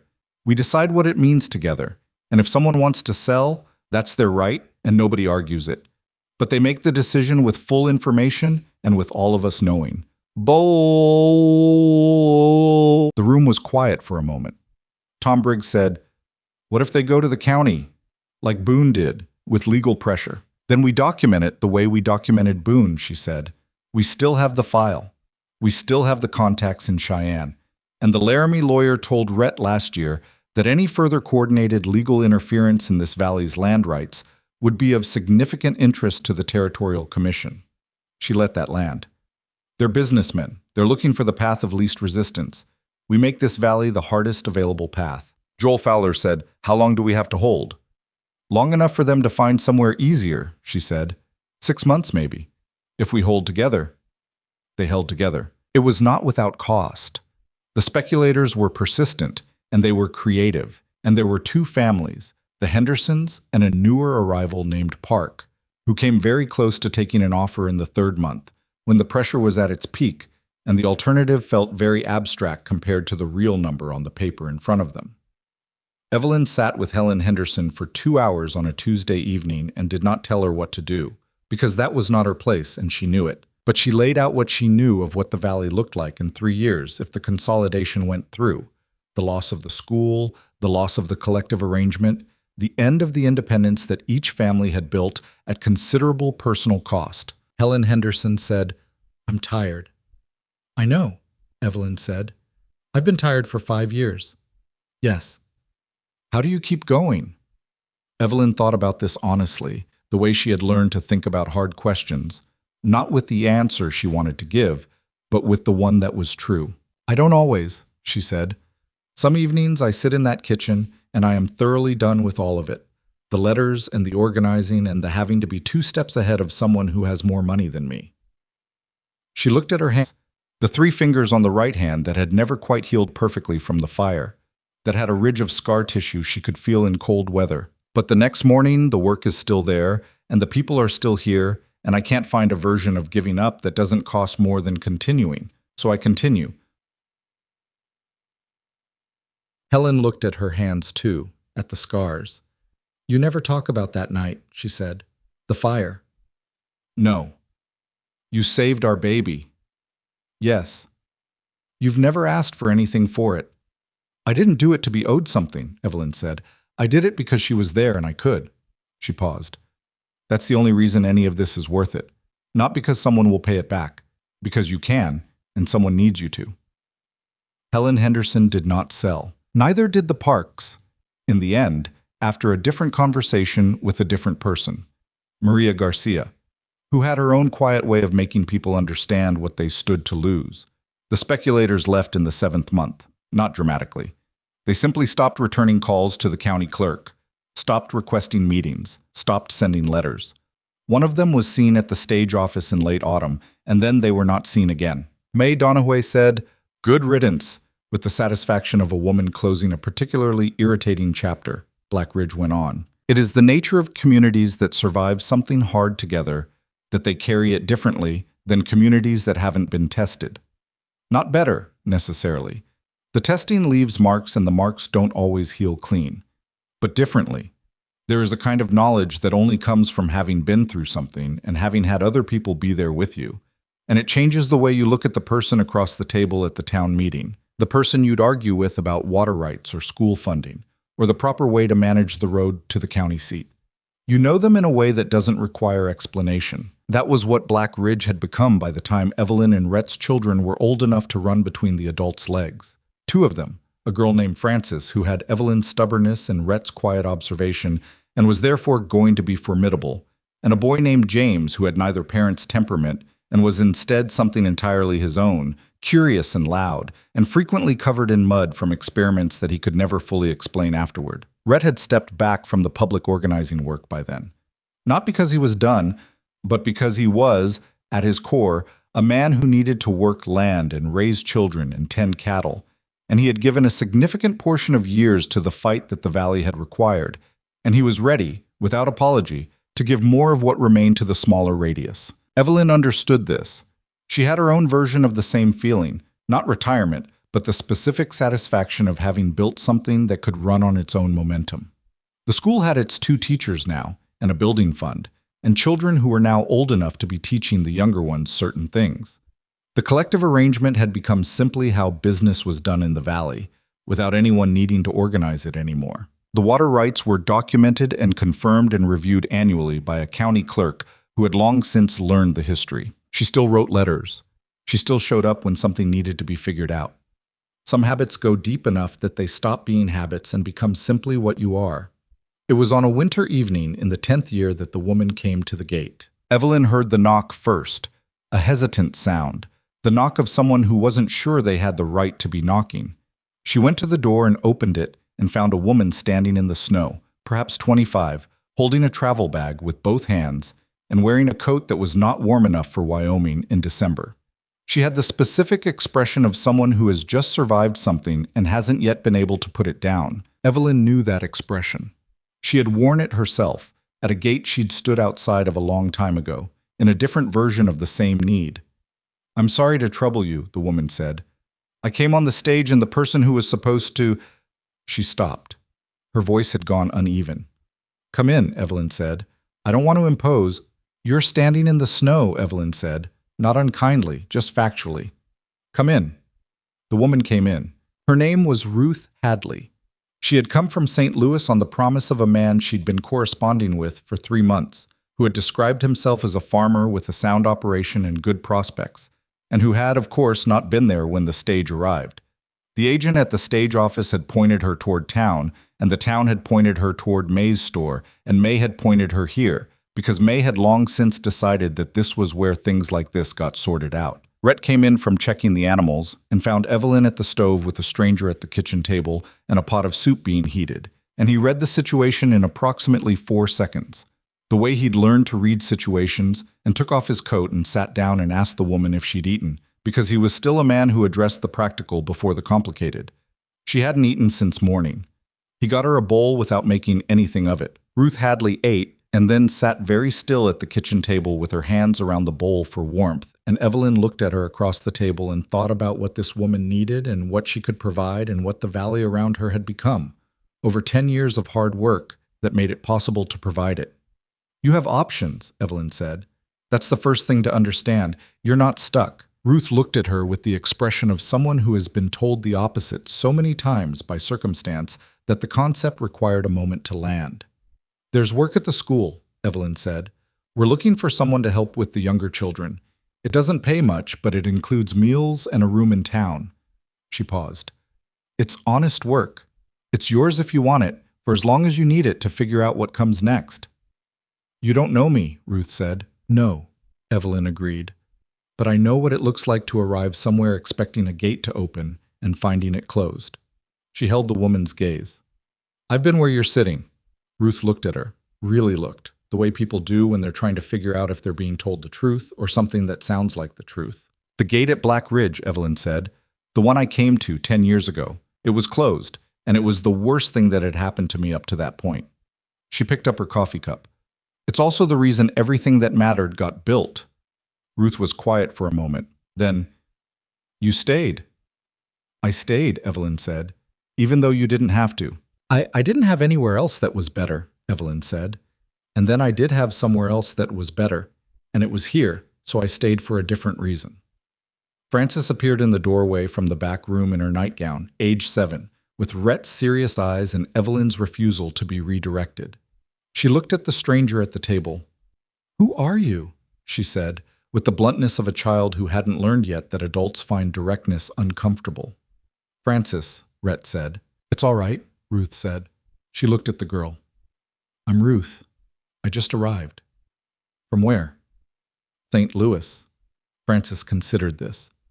Is it nice there? Parts of it. Is it nicer than here?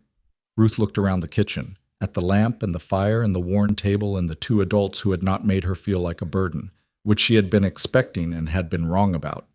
She looked at the child in the doorway, serious and direct and entirely herself. No, she said. I don't think it is. Frances appeared satisfied by this and retreated to bed. Rhett got up quietly and went to check the fire in the back room for the night. He paused at the doorway on the way past and looked at Evelyn, and she looked at him, and 10 years of mornings and hard winters and lost sleep and legal correspondence and 2 children and 1 very old argument about fence posts that had never been entirely resolved passed between them in the way that only passes between people who have lived something together. He went to tend the fire. Ruth Hadley accepted the work at the school. She stayed through the winter and then through the spring, and at some point staying through the spring became staying, the way it does when a place stops being temporary and starts being yours. She was good with the younger children in the way that some people are, patient where Evelyn was precise, gentle where Clara Page was brisk, and the school became better for having her in it. She was one person, but she was one person who hadn't been turned away. That was the thing Evelyn had understood slowly over 10 years, that the work was never finished because the need was never finished. There would always be another person at the gate, another woman with a travel bag and a broken promise, and a world that had told her she was on her own. The question was never whether they existed. The question was only what you did when they arrived. She had built a school. She had defended water rights and stood in floodwater and written letters by lamplight and organized people who were afraid and refused to let fear make her small. She had married a difficult man and raised 2 children and argued constantly about things that mattered and some that didn't. She had made a community out of a collection of strangers who'd been put in proximity by the same brutal landscape and hadn't yet figured out they needed each other. None of it had been smooth. None of it had been what she planned. One evening, late in the winter when Ruth was settled and the children were asleep and Rhett was reading by the fire, Evelyn put on her coat and walked out to the gate. She stood there alone in the cold, looking at it. It was not the same gate she had stood outside of 10 years ago. That had been Fitch's gate, on the far east edge of the valley, long since rotted and taken down. This was the gate to Calder's bench, which was her gate, which she had walked through and out of and back through more times than she could count. She looked at it in the dark, in the snow, and she thought about the woman she had been when she arrived, scared and furious and determined not to show either, standing in the dirt with a travel trunk and $41 and a practical mind and absolutely nothing else. She thought about what that woman had not known, about what waits on the other side of a closed gate if you don't turn around. The wind came off the ridge the way it always did, cold, consistent, the Wyoming wind that she had once found brutal and had come to find simply honest. It was what it was. It made no promises, and it kept none, and it was there every single day. She stood for a while longer. Then she turned and walked back up the path toward the house, where the lamp burned in the window and the fire was going, and there were people inside who were there because she and Rhett had decided that the cruelest thing about their own beginning, the closed gate, the broken promise, the abandonment in the dirt, was not something they were willing to pass forward. She opened the door and went in. The warmth of the house settled around her. Rhett looked up from his book.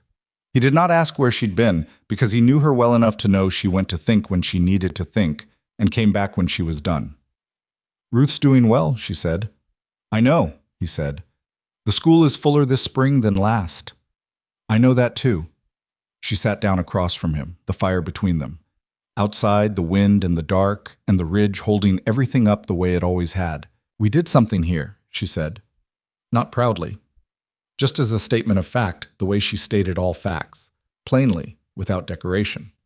He looked at her over his book. "We did," he said. She picked up her own book. They read. The lamp burned. The gate at the end of the path stood open, the way it always did now. Not carelessly, not forgotten, but deliberately. Left that way on purpose, by two people who understood from the inside what it cost to arrive somewhere and find it closed. Out in the valley, the families they'd fought beside slept in houses that were still theirs. The school waited for morning. The creek ran where it had always run, following the claim that bore the Calder name, through land that had been worth fighting for, not because of what it was worth, but because of what had been built on it, slowly, imperfectly, out of hard work and stubbornness, and the particular human refusal to accept that the worst thing that happens to you is the last thing. Evelyn turned a page. Somewhere in the house, James murmured something in his sleep and went quiet. Frances would be awake before sunrise, because she always was, because she had her mother's relationship with the dark hours of the morning, and her father's inability to waste them. The fire burned down a little. Neither of them moved to tend it yet. They had time.